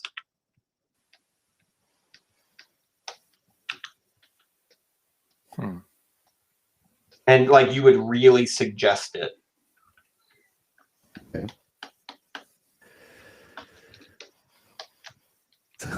Somebody just followed up again with The Host. The Host is a great. I do think The Host is one, and it you know, it even depends who you're talking to, because the older we get, the things that are like common knowledge aren't. I'll never forget teaching one time, and I'm like, this is when I think like Underworld was coming out and stuff like that, and we were doing this. Actually, might have been a Gnomon. I don't remember if this was at Gnomon or wherever it was, but I was like, hey guys, we're going to design for this intro to creature class a werewolf. Like, what are some really notable werewolves in cinema? And someone was like, the Howling. And I'm like, yeah, okay, the Howling, that's one. And then someone else is like, Underworld. And I'm like, that came out like 2 weeks ago. Let's maybe let's go back to the things that inspired that. And it's kind of quiet. And I was like, has anyone seen American Werewolf? And it's like, no, when's that coming out? And I was just instantly like, okay, you have homework to do. Someone said Mac and Me, and I could not disagree with a human being more. But as someone who does like bad movies, that is Shane. I know. Hey, you know what the best part of that movie though is the unfortunate circumstance of a kid in a wheelchair getting pushed off a cliff. The best thing that came out of Mac and Me is Paul Rudd going on Conan O'Brien and showing it nonstop. That was amazing. We have that forever now. Yeah. That's what made it worth it. Yeah. District 9 has sort of been forgotten, somebody said. Yeah, I agree with that. I would agree with that. Oh, The Troll Hunter. I feel like, Alex, you said you watched that recently. Isn't that like the... Yeah, that was really cool, Troll Hunter. It was? Yep. Yeah, I liked it. Yeah, that was good. It was after watching The Autopsy of Jane Doe. I wanted to watch his other movies. Great. I obviously shared my thoughts, but what did you think about that? I thought that was really good. Dude, right? Like really, really, really liked it. I went in with no expectations, and I was like, oh, it's one of these movies. Awesome. I'm in. Yeah, I highly recommend that. Really good recent gem, I would say, is The Ritual. Oh, yeah. It's a little bit of a slow burn. But it has got one of the coolest creatures I've seen in a while.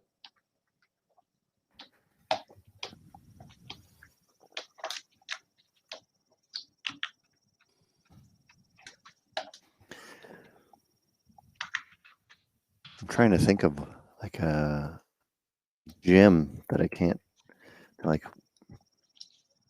coming up right now. I've gotten into recently a lot of there's a company called Shout Factory, I believe. Okay. Or like Scream Factory, and they make a lot of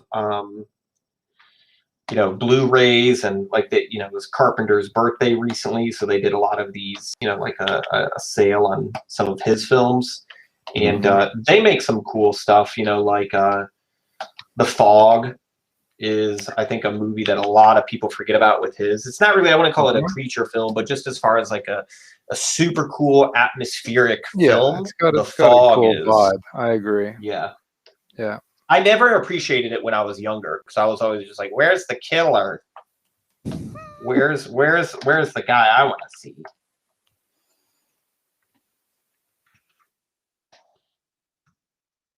John Carpenter and his soundtracks. Yeah, I love the soundtracks though. And he composes them. That's what's crazy. I know. That's why I think that's why I like them so much. Is like I know that they're from him, but also they have some pretty good like kind of iconic melodies to them. Oh, for sure. Halloween. I mean, exactly. It's one of the first things I learned how to play on the piano. Dun, dun, dun, dun, dun, dun, dun, dun, dun. Deceptively difficult. Yeah. It could be easy. It's just like, 3 notes. You got to get the timing right. Yeah, it's all about the timing for sure. Somebody in the chat says that you worked on the final film asset for Groot. That's awesome. Yeah, I worked on the key designer on that character. My kids think you are the coolest person because we showed them Guardians of the Galaxy recently. Oh, cool. And but they both looked at me afterwards like, when are you gonna do something cool? Like, cool. You're working on stuff that you can't show them yet. I actually started to pay my daughter to paint some of my sketches, and my mother was like FaceTiming with my 9-year-old, and she saw like this like ghoul thing that I was doing for a project, and she was just like, "Oh, it's like flashbacks of coming out in the garage and seeing you like make." I did an effect one time where I tore my brother's lips off for an effect, and she just walked out and sees that and was like, "Oh, like, do I need to contact someone?" Like, no, everything's fine. Mom. Yeah, my daughter was very helpful with that. So so my daughter's name is Penny or Penelope, and she is in 3rd grade. And some of the kids at her school, like for Halloween a year or 2 ago, dressed up as Pennywise. And I was able to work just for a few days on the first It film. And dude, even that was a weird one where it's like I got a call on like Mother's Day weekend, and it's like, "Hey there, Brian, we need some designs for dead kids. Happy Mother's Day. Have a good one." It's a radio announcer contact. Yeah, he was a 1940s. "We got one of these talkies we're making." And so we ended up basically going when the kids were asleep, and I did these designs for like these kind of ghost children. And but my daughter, the older she's got, she has been, like older kids would be like, "Oh, you should be Pennywise or this," and she's started to see like, "Oh, that's what you worked on." And she's like, "Why would you do that?" And why would you work on that film? Yeah. She's like, "Hey, don't worry about it. It's okay. That's the movie." But we very much do, despite what you might hear in the background. They're getting a get out of jail free card tonight since Daddy's sculpting. But they, they actually, we try to watch what they see. Yeah. Well, you and I know we're talking about that the other day of like, when is it?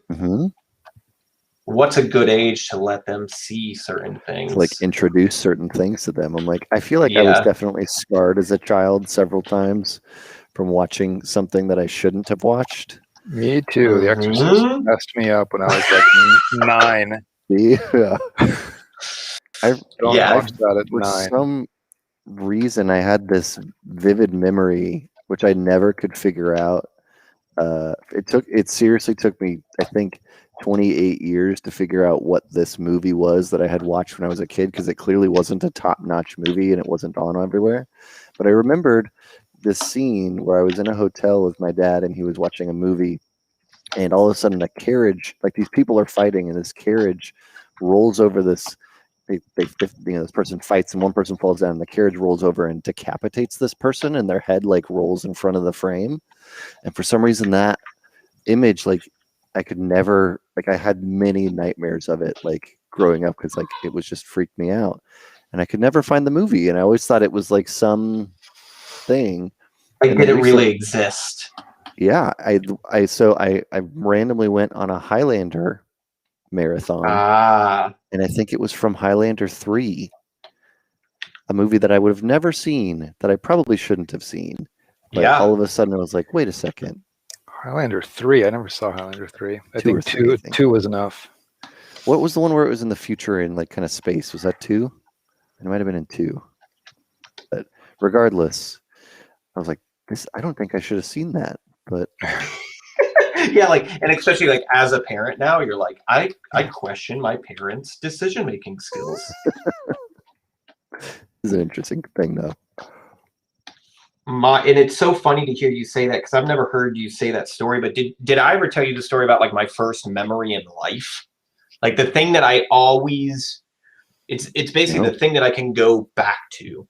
And as a kid, I always had this like unrealistic fear of being attacked on a school bus by someone, right?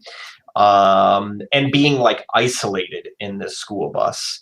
That's and not unrealistic. That seems you're right.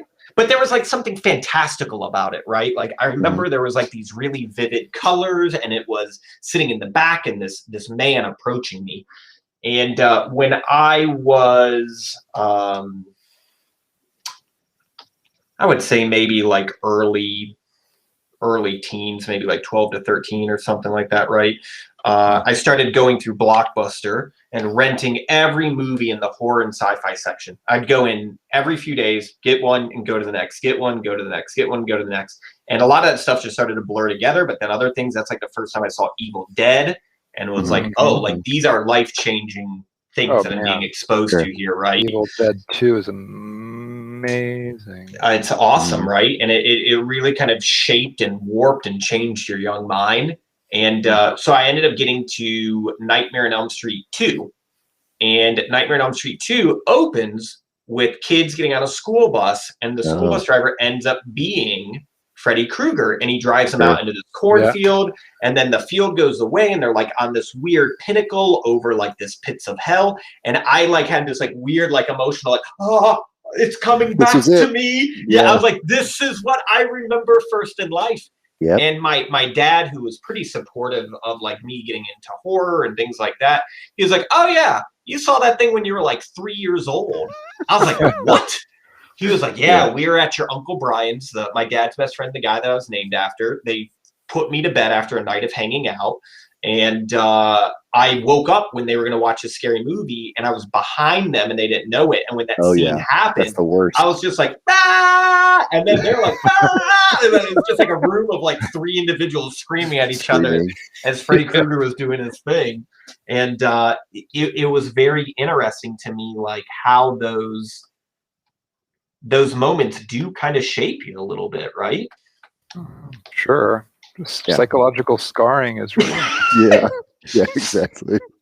Patton Oswalt has a really good story about that, where he says his kid walked in on him watching the like remake of the Wolfman, and his daughter had that moment where she was like, ah, and terrified, and he's like, oh my god, now like my kid's gonna have an addiction one day to, you know, cocaine or something. Like the magic white powder is the only thing that makes the werewolf goes away, Dad. And that's why I think I am very cautious of, for the most part, what my kids see. Sure. Yeah, I told this to Josh before, but Thriller definitely scared my son. He was younger than I thought. I thought it would have been fine. He was probably 5, the music video. Yeah.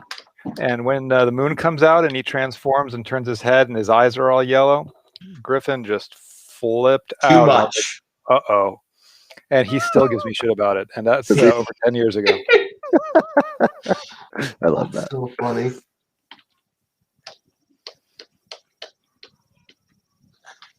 Yeah, I'm getting to a decent point on this. I actually think I'm going to go up subdivision levels.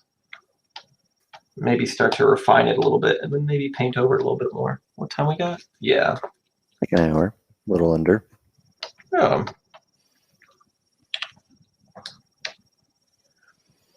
I tend to, when I get to a point, I'll load up like iterations of the Z tool and just kind of like step through them, you know, just to see how things are kind of looking. Yeah. And that as well, kind of just reviewing how it's looking. Yeah. sometimes like I'll go down a path that I'm like, oh, that shouldn't have gone down that one.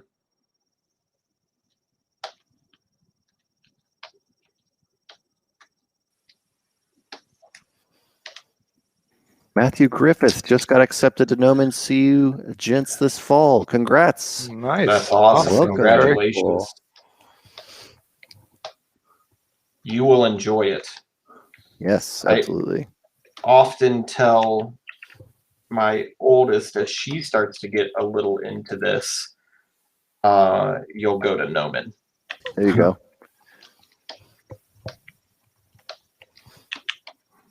Is she into art and drawing? And you know, it's like there's certain things that like, yeah, she's getting into drawing, and it's funny, your kids, no matter what you do, like you're not going to be cool to them, but they see an element, you know, like no matter what movies or games I work on, you know, like my oldest, she's really into like Among Us right now and stuff like that. When it was before the pandemic, I would go and talk to their school a little bit sometimes.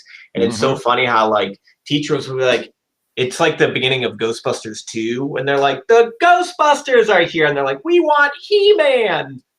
And so the teachers will be like, guys, guess what?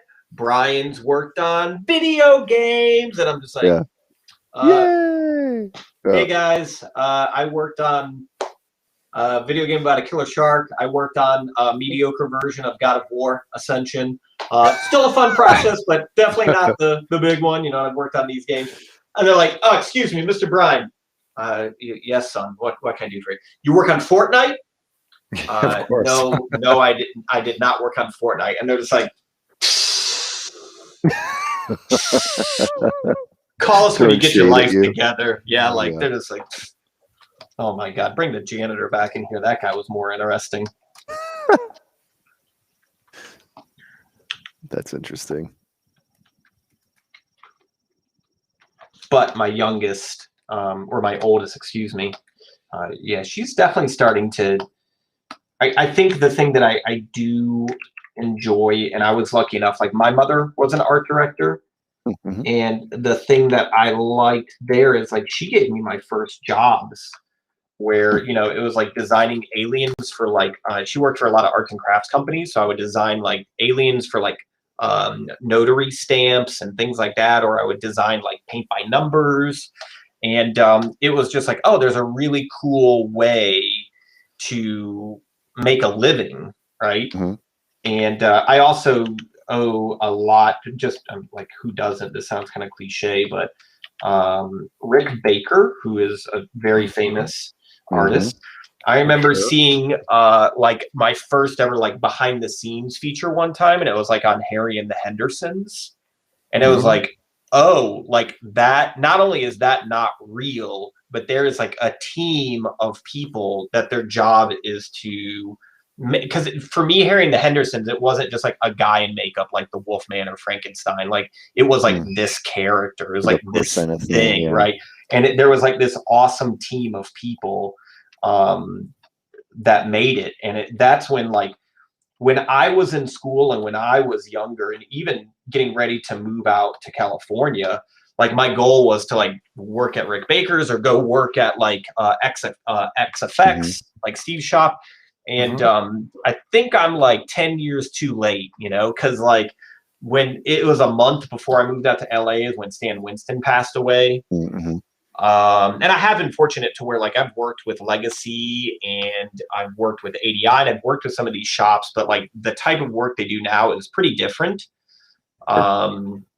And even like one of the last weekends when I lived in LA that I was moving back to Atlanta, you know, actually Alex, I think one of the first times I might have met Rick was through like a Gnomon event or something like that. Like he was out for it. Oh no, this was a good one. Sam Sherritt and I were doing a Lunch Crunch demo at Gnomon. And I was like kind of nervous. I had done a little bit of Gnomon stuff, but like you guys had this stage set up like in the little hangar that was like 2 stages and this big screen in the middle, and it felt like a battle. And dude, I was so even though Sam and I worked together, I was so intimidated by Sam. And on Zbrush Central, we were like hyping it up and trying to spread the word. And Rick Baker responded. He was like, "I'm really excited to see you guys tonight." And I was just like, dude, like, this is going to be awful. And like, it was the worst demo I'd ever done. It was this blobby. It looked like, because we both did Swamp Thing, and it looked like Swamp Thing stung by bees. Like, it was just a mess, right? And Rick ended up, like, we saw him maybe a few weeks later at another event, or I think I messaged him or he messaged me. There was some event, and he was like, "Oh, sorry, I was working on this movie, like Men in Black 3. I couldn't make it." I was like, "Oh, I totally understand." Not at all, but yeah, no, don't worry, you didn't miss much. But through that, I had like a message with him, and when I was leaving Los Angeles, I was like, "Hey, Rick, you know," and I met him once or twice, and I was like, "I never really got the chance, but could I come by your studio and take you out to lunch or something and just say thanks?" Mm-hmm. And he was just like, "Why don't you come by the studio and I'll show you around?" And this was like literally when I got there, it was just me and him in his shop in like it was like in Burbank, like right on the edge of Glendale. And dude, he was like running late, and he was like, "Sorry, I was giving someone ZBrush lessons." I was like, who gets like personal ZBrush lessons from Rick Baker? And it was like a buddy of his, but he was super nice, and he was telling me that he was going to actually be shutting down the studio. But dude, he took all the time to show me around the studio, and he has daughters, so he was very understanding. And you know, some of the concerns I had of being like out of sight, out of mind, you know, he was all about family first. So it really helped put things in perspective. And then, yeah, he was another reason that I actually started using ZBrush. Because when I saw him doing it, I was like, dude, if it's good enough for this guy, it's good enough for me. Yeah, when he appeared at ZBrush Central as Monster Maker, and people didn't know who he was, and then it was finally revealed, and that was pretty exciting. Yeah. But yeah, his studio was crazy. It was Frankenstein's more castle. than impressive. It's just like, here's the hallway to my office, and it's just like this long castle hallway with this huge, like 10-foot dude at the end of it. I think his office was like 2,000 square feet just for his office. Wow. Yeah. It was amazingly cool. If you don't follow him on Instagram, I highly recommend it. He is just like, I think anybody's dream of what retirement will be like is Rick Baker. He's just having a blast. Yeah, absolutely. Good for him, man. Mm-hmm.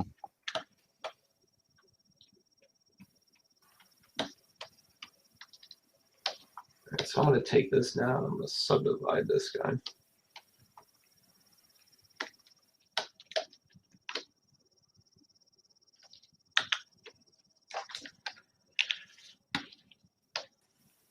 I like that pose, Josh.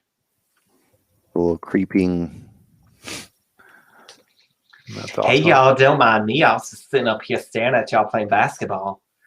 I was wondering if I could play. You got room for one more? Is that how he sounds? It's 100% how he sounds.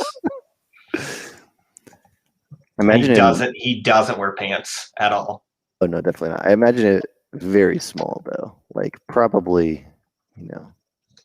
It's a leprechaun. I think leprechaun's got to be tiny, right? The one that left the note, I could barely read this note. This note was like this big, and he left it. Well, good to know. Real world reference. Real world reference. They've got very small handwriting.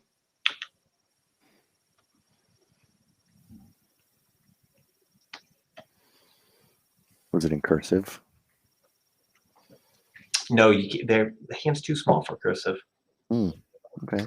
Come on, everybody knows that. Leprechauns don't write in cursive. I don't know. I can't wait till you start these ridiculous traditions. I know. Soon. So I think what I'm gonna do is for like this demo is basically try to get this guy in like a really decent state that I would then take this into Zbrush or Photoshop at some point. Mm-hmm. I mean, you've seen me do this process. I'm still pretty old school in like I love the look that Scott Patton basically came up with, like his process of sculpting and drawing and painting, where I want it to have this illustrative look to it. Like there is a base sculpture that I'm sculpting, and then there is this element that I am essentially drawing on and painting on top of. Yeah, I remember he did the workshop title a while ago, and I was going to school at Gnomon at the time, and I think I was asked to do QC on it, to watch it. Oh, nice. And I was like, oh, sure, because it was a long one, because it's all live, like it's not sped up.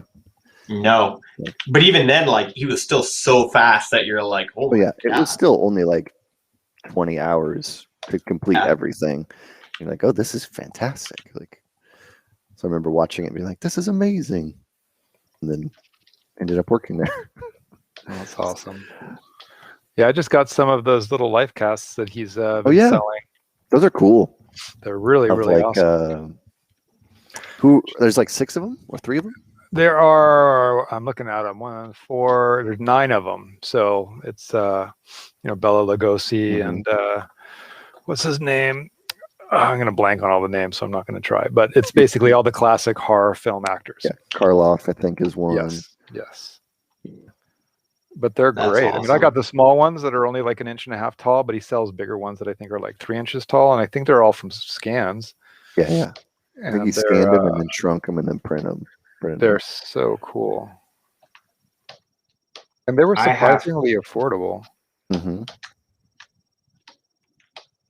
I had to cut back. I went a little crazy at the beginning of the pandemic, and I started collecting the Court of the Dead figures from Sideshow. Right up my alley. Those are so awesome. They're awesome, yeah. I have 3 of them. And then I got the child, that I was showing you earlier. Sure. They're just getting bigger too. And then I got into mountain biking, and I didn't realize like not only what like a money and time sink that was going to be, where all of a sudden it's like, I got to get a new derailleur, or like what? No, you don't. My wife's like, if you order one, I love too that I'm like a slightly overweight 37-year-old man, and like my jerseys are from Fast House. And I'm like the slowest person out there. My daughter and I, my oldest, she rides with me, and dude, she has like no fear and will do these things. I'm like, yeah, I got it, and I'll do it, and she'll videotape me. And it's so funny when you're up on top of that bike doing the thing. You're like, oh my god, this is gonna look amazing. I might get sponsored. And then you like watch the video back, and you're like, I'm not posting that on the internet. That does not look cool. Not as cool as it felt. No, not at all.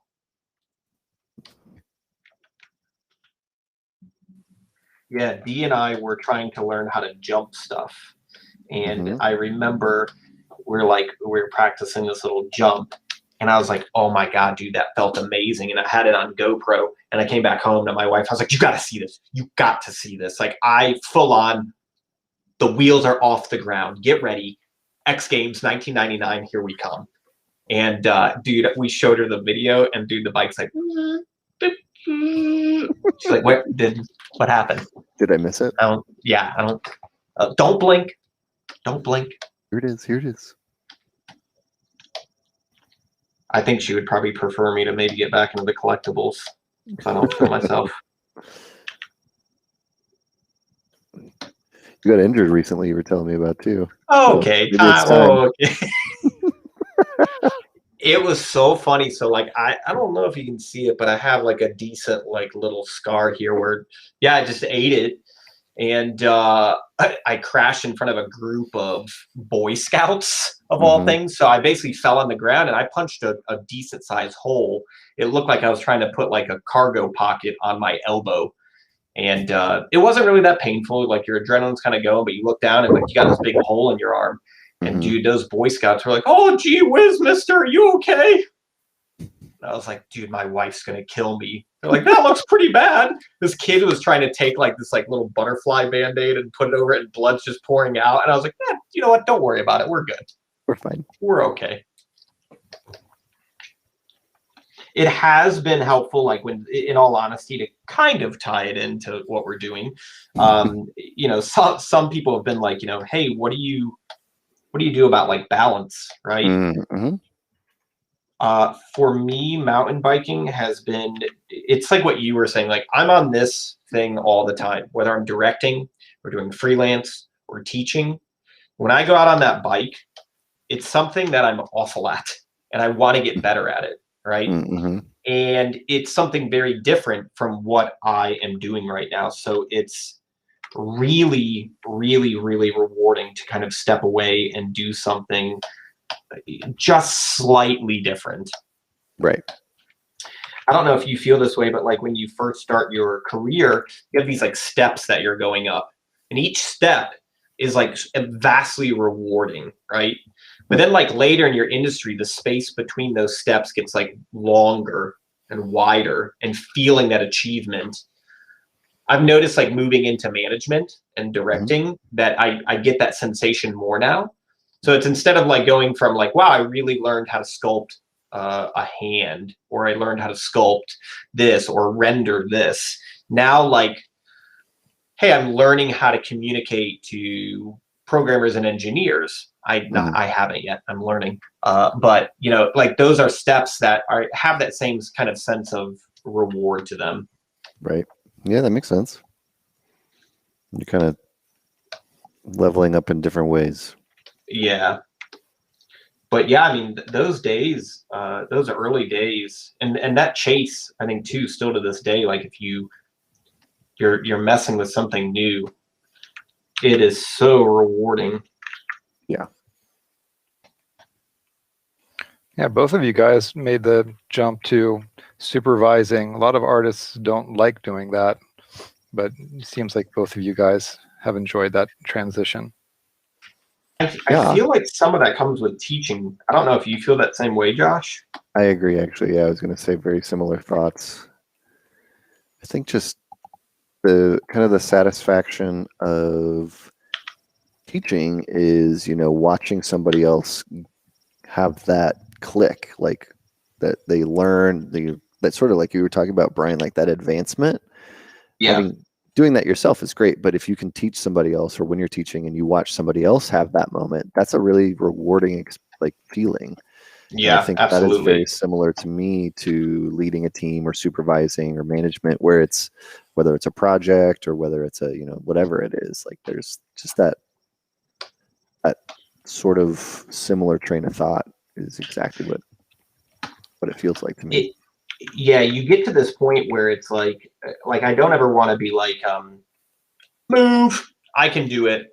Mm-hmm. It's the same, like there's something with like coaching, teaching, and working with people that giving them the things they need to succeed and seeing them hit those levels like you're talking about is so rewarding. Because it's one thing to do it by yourself, but to do it with a team and to hit those goals, it feels really, really good. Mm-hmm. Like that, like when collaboration goes off at the perfect level, it's great. Is there a common topic on these sculpts? Brian and I are doing leprechauns, except for St. Paddy's Day. They've diverged in different directions for sure. Yeah, I am not, but I am working on something green, which is a green serpent dude that'll go into this image. So he's in the ugly phase right now. I apologize. I'm slow. Yeah, I mean, I think you can see the forms you got. You can see where it's going for sure. Eventually, hopefully, if I'm lucky, he'll not look like a big turd. I mean, honestly, I sculpted a snake. I sculpted an anaconda once, like a real life anaconda. I remember that. It is actually one of the hardest things I think I've ever sculpted, because it's just this long tube. And you're like, well, it's so like you can't get the gesture of forms, you know, like things that go in and out. It's like it's just this line that you're sculpting on. When I first met Kevin Hudson, I was working at Alias, and he was a modeler at Sony, and I went there for like a support call or something, and he was working on Anaconda, and he was working on a shot where it was swallowing somebody, And that was all NURBS, and he was animating it hull by hull. So that just gave me a panic attack. Wait, stop. It was a slow process. Anaconda. Yeah. I think that falls into that 90s creature feature. Oh, yeah. Yeah, for sure. Because that would have been mid-90s. Yep. Jon Voight's accent featured in that movie. Jon Voight. What happened to him? Yeah, exactly. Yes. He did Mission Impossible, I think, somewhat soon after that, right? The first one, he was the bad guy in that.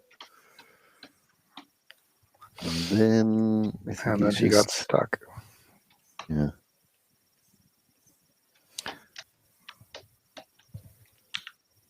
Wasn't he in The Champ?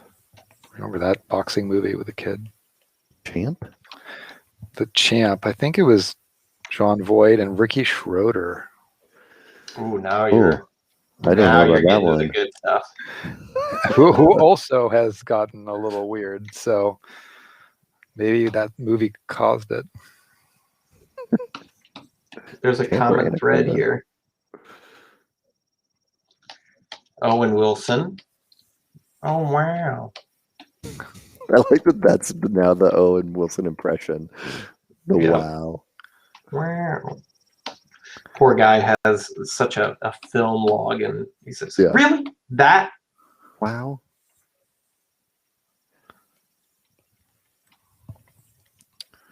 He's going to be in, I feel like he's in the Loki show that's coming out. So. Owen Wilson?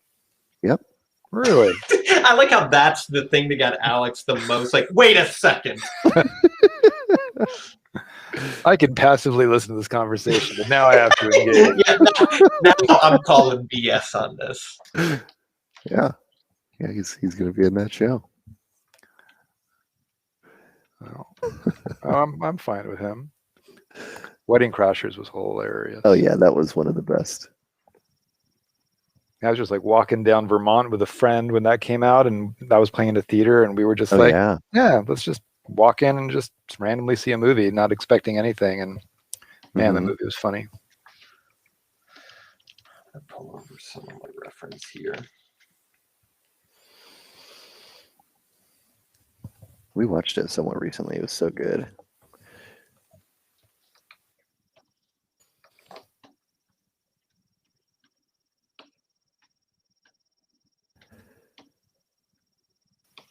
Brian, what reference are you looking through or looking for? You don't want to know, brother. Okay. You don't want to know. Screen, then. No, I've got like a folder of like diseases and things like that, and I think this is I'm looking for that like drinking nose type phase, but to be honest, I'm pretty sure this is just a disease. Mm-hmm. I think we all have that folder. Yeah. There is a artist that I absolutely love to work with. Just started doing it recently, and I love his work. Mike from China. He is one of the best creature designers working in games right now. Recently, it's funny, like during the Game Awards, he all these trailers were coming out for all these like different monster games and this and that. I'm pretty sure he worked on like more than half of them. But he's done some stuff for us, and I've seen a little bit of his work, and he sent over some reference, and it's just like, all right, I'm going to open up this email. Oh, okay. I'm okay. Why was I having lasagna when I read that email? Yeah. You're like, okay, next time, give me a heads up. Patrick Murphy, the lead at Sony, when we would be doing a lot of gore, he couldn't handle it, and he would just find pictures of burnt pizza, and that was like his texture overlay for like gore. It's just like burnt pizza. Oh wow! I mean, that's a good follow-up, I guess. It works. I think there's a few like makeup effects companies that you can go to, and you can kind of use like their artistic interpretation of what it is, and that way still get something that is I don't want to say accurate, right? Because even like when I was doing makeup effects, we were doing like a lot of bullet hits and stuff like that, and like dead animals for projects. And you know, the direction would always be like, we want it very real. And then you look at like a real bullet hit, and you'd be like, oh no, like that doesn't read at all. You know, like we want like a very Hollywood bullet hit. You want a fake bullet hit, yeah. Yeah. Okay, you got it. As you wish.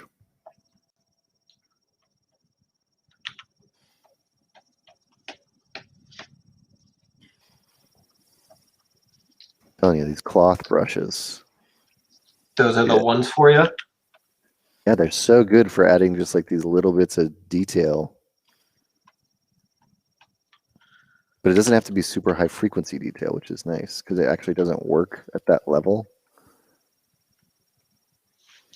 I'm at that phase of like basically trying to like add volume to some of these forms. So I feel like this is where I go like clay tubes heavy, you know? I'm coming in and just really trying to define like what shape is overlapping what, like what has like volume here, and like I'm trying to give this like a little bit of a slight expression, nothing crazy, but you know, kind of like some little bit of a bit of a grin.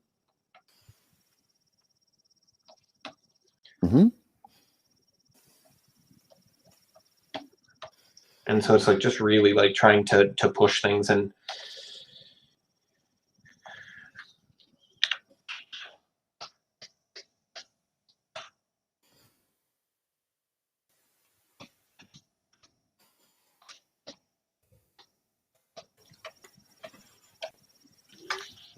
I'm not digging these eyes though.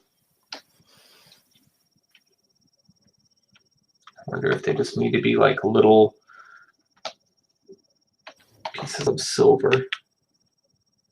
Like that Alex, there's a question if you are on subdivision levels or if you're using Dynamesh, or what your process is for sculpting. Dynamesh. Dynamesh. Yeah. So I feel like I should try out Sculptress because I haven't really used it all that much, and I know it's supposed to be really cool. Do you guys use Sculptress Pro mode? I've used it before.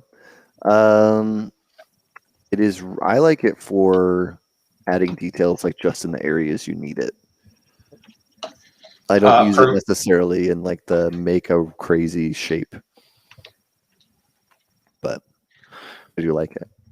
Sculptress for me at first was like the gateway drug to Dynamesh. Like when we would do lunch crunches, we started with that, and we were definitely getting some cool stuff. And then Dynamesh came out.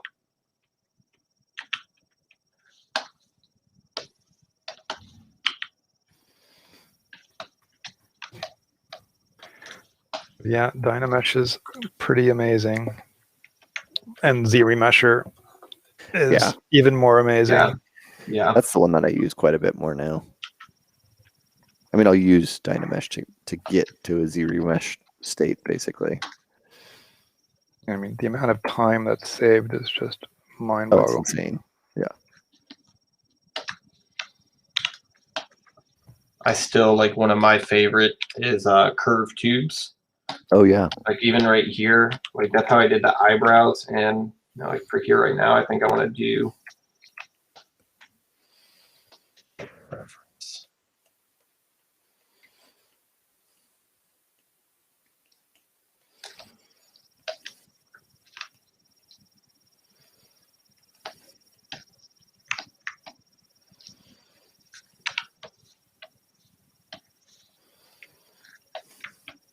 Are you doing like hair? Yeah. Even that, like I'll probably duplicate maybe one or two of those. I'm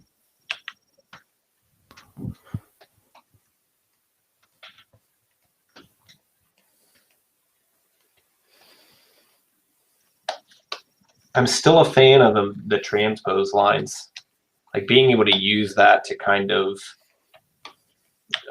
distort shapes. Yeah, I use them as well. I use it more like an action line and then to distort shapes as well. I like the gizmo if you want to do like a specific action, or sometimes to like scale. I find that a little easier. I agree. Yeah, scaling, it's definitely way easier.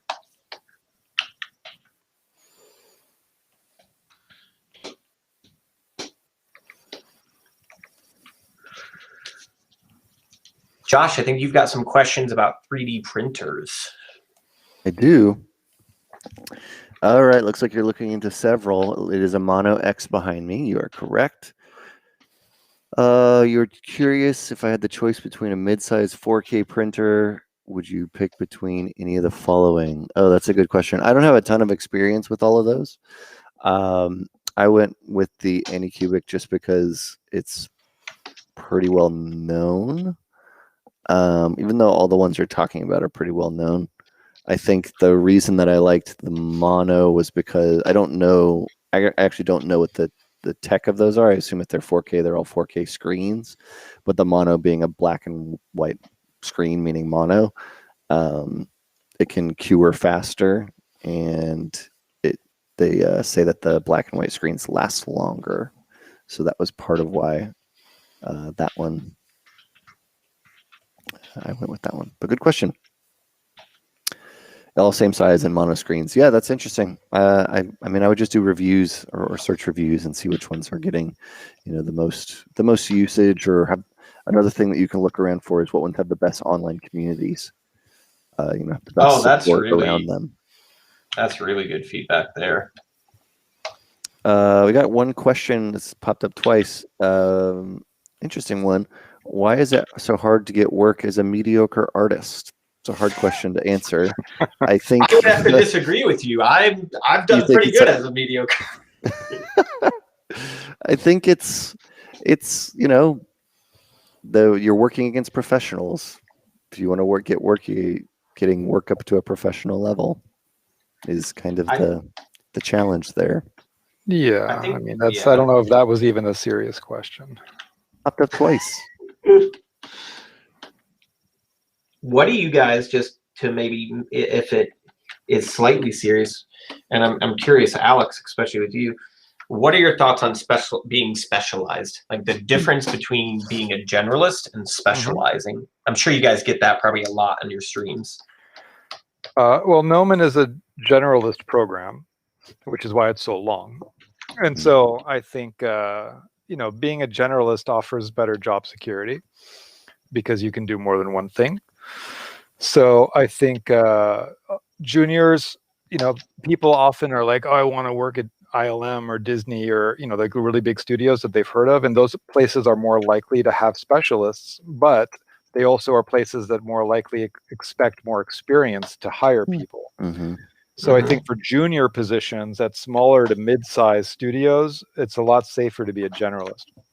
Because if you go to a studio that's got under 50 people, that's where, it's really valuable to that studio where you can jump between, modeling and UVs and texturing and Zbrush and Maya and topology, or about rigging and animation, or about lighting and compositing and shaders and materials and look dev. So so being able to take related skills and bulk them together. So you don't have to know everything. But it's good to if you know how to model, it's good to know how to UV and how to texture and how to do shaders and know a little bit of Substance Designer and Substance Painter and Mari and ZBrush. And it's it's really just a job security thing.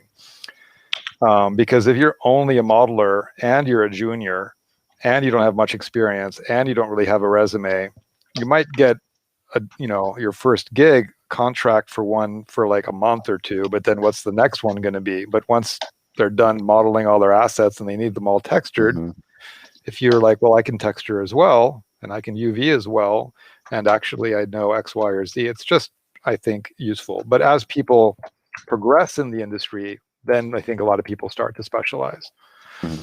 Yeah, that's something I actually was always kind of intimidated by when I was working with Gnomon grads. I was incredibly specialized. I was a sculptor. I was doing digital, I was doing a little bit of traditional, but my focus, and I was fortunate enough that there was a place like Gentle Giant. But man, I learned, I've been very fortunate that like even getting in games, I found a junior position at Naughty Dog. I had like 0 texture experience. The first thing I ever like truly textured, besides like a personal project or a school project, was Drake's watch for Uncharted 2. That's funny. That was literally like Rich Diamond was like, here, you can make Drake's watch. That's awesome. And I was just like, okay. Never textured anything, Rich. Yeah. Yeah. And he was like, yep, this is how you're gonna learn. I was like, oh God. Took way too long, but thankfully it was a cool group of guys that were very giving with their information. And yeah, I think if I had to do it again, honestly, I really don't have too many regrets in my career, but I do think there are certain things that I would, you know, probably have tried a little bit more. Yeah, I mean, I think if you're also, if you want to do personal work, it's really nice to have a wider skill set, especially if you want, you know, so I think that's where, you know, I like the fact that I know a little bit of everything, you know, so like I used to teach the rigging classes at Gnomon. I used to teach the animation classes at the beginning of Gnomon. I used to teach all the dynamics classes. I used to have like 14 Gnomon workshop titles just on effects. So like that history of just thinking everything's cool and everything's exciting and letting years go by and just sort of dabble in different things allows me to, maybe you know, there's somebody out there that's better at everything than me, but I know the basics of everything and I can get by. And I think it's really fun. Like, I think these tools are crazy cool. And sometimes you want to be able to just do a simple rig on something, or you want to, you know, and tools are getting a little bit more accessible. So things like, you know, you want a tree in something. Well, speed tree is fairly straightforward to learn. Give yourself a weekend. You know, it's like you want a terrain background. It's like, well, things like Gaia have become a lot more straightforward to use. So it takes time to play with all of those tools. And, you know, obviously there's a lot of people who are just happy sculpting in Zbrush, you know, or just happy being, you know, X or Y. But, you know, my background's illustration. That's what I studied in college. So I like making images, you know, that are, you know, a full scene and all that kind of stuff. And that's where I kind of end up getting stuck in a position where like, oh, I want a torch in the background. Well, okay, now I need to make a fluid sim. Right. Like, how do I make a good torch now?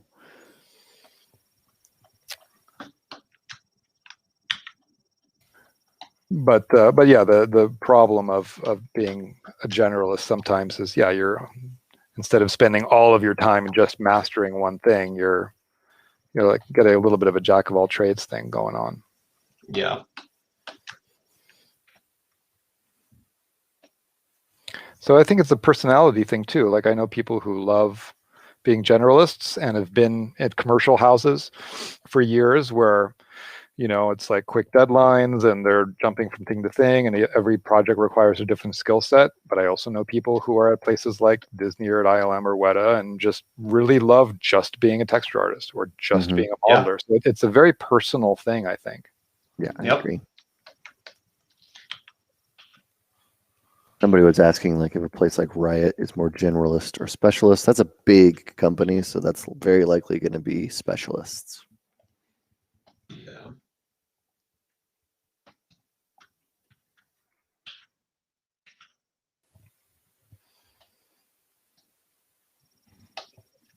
All right, y'all, we got about 15 minutes left.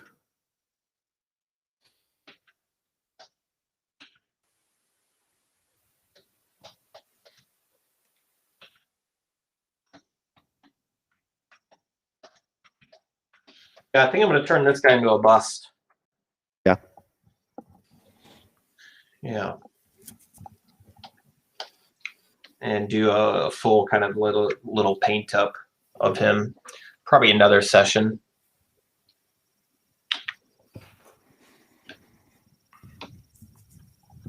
Debating what I don't like something about my character's head, so I'm going to spend some reflective time.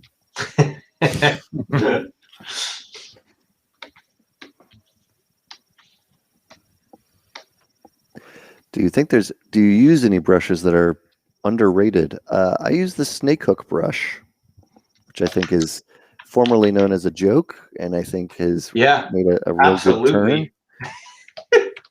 And so I use that cloth brush, which I think adds a lot of little subtle details. I still like, if I had to be stuck on an island, it's like move, damn standard, clay brush, and like curve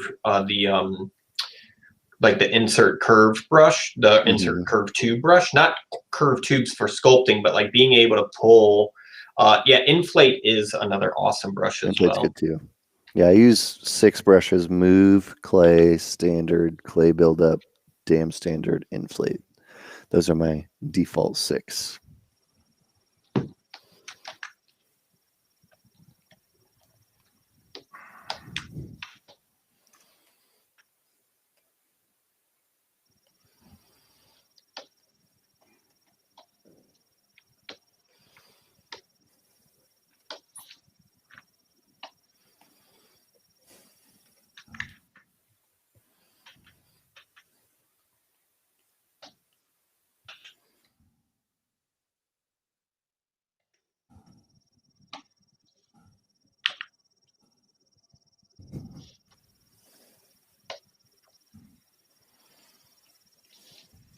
I'm gonna probably at this point start to break up symmetry just a little bit.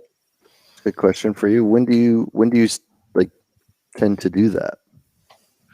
I would say like when I'm pretty happy with most, like at this point I'm fairly happy with the shapes that are there. Like it's kind of communicating this like slightly stylized but yet realistic character here, and I want to add a slightly believable element to it. And I think coming in now and just really subtly moving things around is a nice way to kind of do that. I used to be much more diligent, and I would have actually like a little cosmetic mirror that would hang on my Cintiq. Sure. Yeah. And I would reference that a good bit of like making weird faces and expressions. Yeah,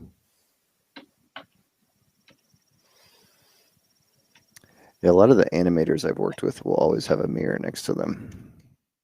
But some of the, not as many like character artists I've noticed, but definitely a lot of animators that'll look at their faces and kind of mirror that.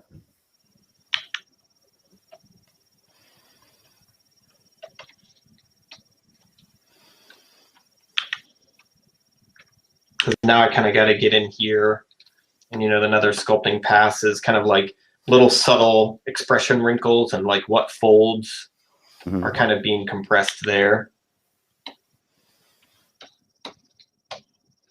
Or like the lip is pretty standard to me right now, so I want to get in here and kind of just subtly adjust some of those shapes.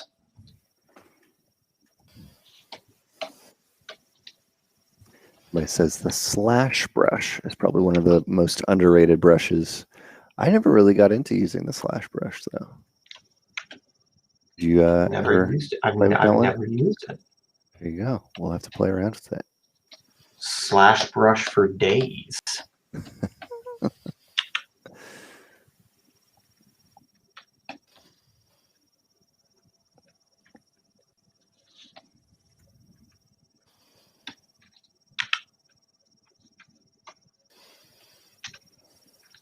Yeah, I also like for this, I leave the eyes out a lot. Like the eyes are there, but like an actual pupil, because I know I'm going to take this into Photoshop and I'm going to paint and sketch on top of it. So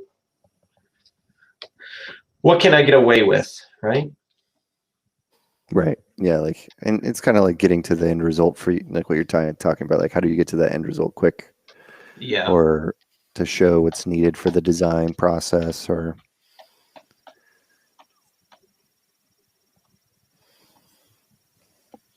because even to be honest, like most concept sculpts are done way faster, or not even faster, but looser than this.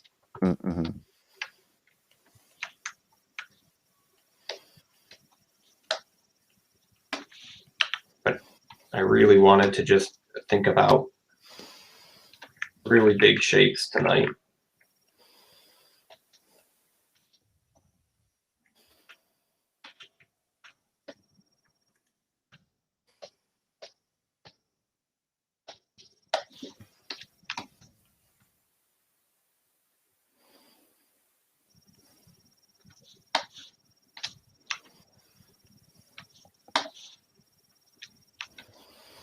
How much personal work do you still do, Josh? Once a week at least on the stream. That was actually Alex, a big incentive too. Well, I just joined Josh, what, a month ago on the stream, which has been awesome because now it's making me get back into doing personal stuff. So I had a bit of a hiatus. 2020 was 2020. And, yeah, absolutely. And didn't really make much personal stuff. So I think my hope is this year that's going to change, and this stream is going to be a big part of that, I think. Yeah. I'm all of a sudden like addicted. Like, so I feel very fortunate that I am able to kind of juggle things recently. But right now, the ability to kind of just do what you want is amazing. I would say this is something I get asked a lot, you know, like what's your favorite project you've ever worked on? And one of the things I always say is the creature book, Essence Creatures. Oh yeah, I showed that off the other day. It's right here. Yep. Yeah, I got a copy over there somewhere. This bad boy. That was one of the coolest things that we ever did. Oh yeah, I remember that book. That book was awesome. Yep. Being able to, as a group, like with your peers, put that together was so rewarding because like you could see, like at first I was very concerned of it like being like, oh, we all do the same thing. But even here, like, look, we're doing similar things, but yet they're so different from one another. Right. And I think that book showcases that really, really well.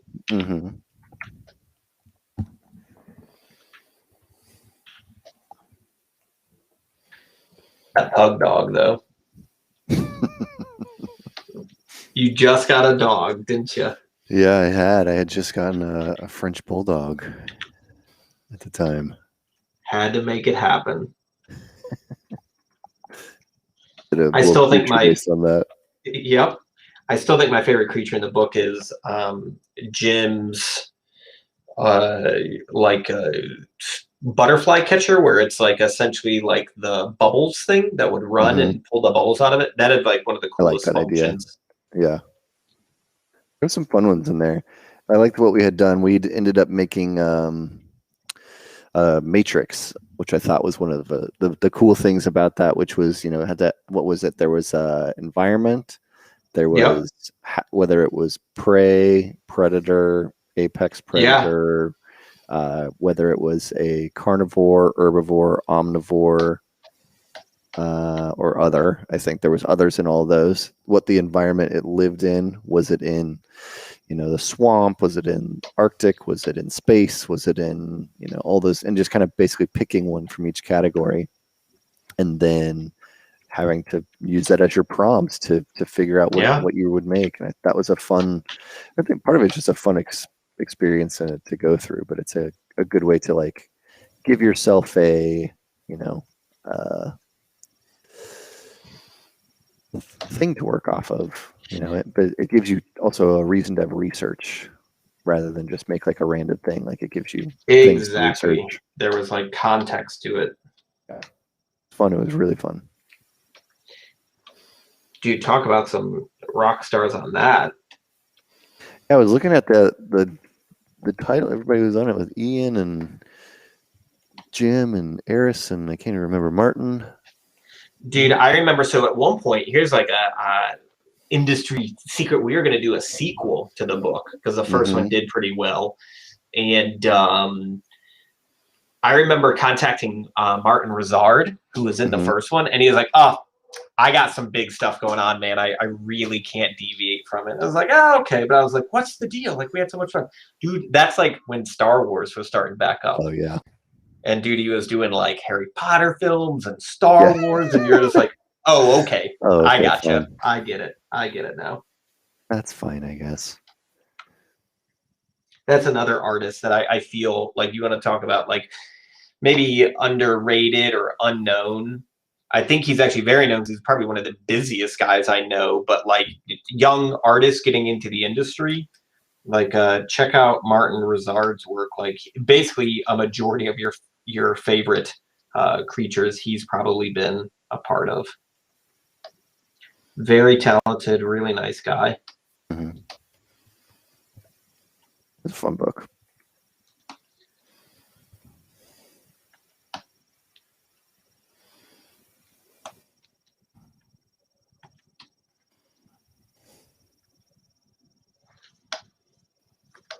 Yeah, so I'm going to leave the eyes off of this. And then I will maybe use a photo, or I'm going to basically take this into... It's funny, I said I wanted to do one more session, but I do want to do maybe like an upper body for him, something like him holding like a coin, right? And that kind of thing. Yeah, I'm the leprechaun. Yeah, you gotta get that. Gotta get the gold reference in there. Yep. I got some questions about the frequency and where we're at. If you're watching on Facebook, you can check us out on twitch.tv/Gnomon_school. And then, or also on our YouTube channel, Gnomon's YouTube channel. That should be an easier one to find, maybe. We do this art jam. We do every Wednesday from 2 to 5 p.m. Pacific time. So we'll be back next week. It was just posted in one of our chats, but next week we'll have Crystal Bretz on. We'll be sculpting some characters and stuff then. And then the following week we'll have Rodrigo Brea on, and we'll be making some props. So we'll be making a bunch of different stuff, and come back and check it out. We have 1 minute left before I gotta finish. Pens down. I gotta finish. Yeah, I'm like, oh, I'll just kind of put some color in here. I do think one thing that I might do, it might not be that uncommon, but I mean, maybe to some students or people starting off kind of new, I don't know if you noticed, but like I put color down incredibly early. You do, yeah, I noticed that. Like really early, because for me, it's so much of that is part of the character. Mm-hmm. And having that in there is really going to kind of benefit. And it's also like, I noticed it working in the game studios where like you have an art directors or creative directors coming by and peeking over your shoulders every now and then and seeing what's going on, and being able to have something mocked up where if like someone is coming by at a distance, like, yeah, this isn't done, it's not perfect, but there is some sense of character to it right now that you can be like, that is heading in the right direction, or no, like that's not working, we need to try this, or have you thought about pushing these elements? Yeah, for sure. All right, y'all. Well, it is 5 o'clock. Awesome. We did it. Oh, we're done. Trying to save pencils down. Trying to save it. Yeah. I can't thank you guys enough for having me on. One of it was awesome really fun. Out with you that was guys. Awesome. Thanks for doing it. Yeah, of course. Yeah, for sure. I think I've got another personal piece that hopefully won't die in some hard drive, but maybe I'll take this to completion at some point. Yeah. So thanks for everyone that watched too. We appreciate it, and hopefully there was some information or inspiration I could give you guys, and it wasn't just random monster references. Yeah, exactly. Well, awesome. Well, follow Bryan on Instagram at Bryan Wynia, and we will have this stream next week, same time, same channel. So come say hi again. We're gonna make some stuff probably for the rest of the year. I'm excited. So thanks everybody. We're gonna say goodbye, and we're gonna play this video. So if you haven't seen our Gnomon campus, it's gonna be right after this. Bye. Awesome. Thank you so much, guys. Good night.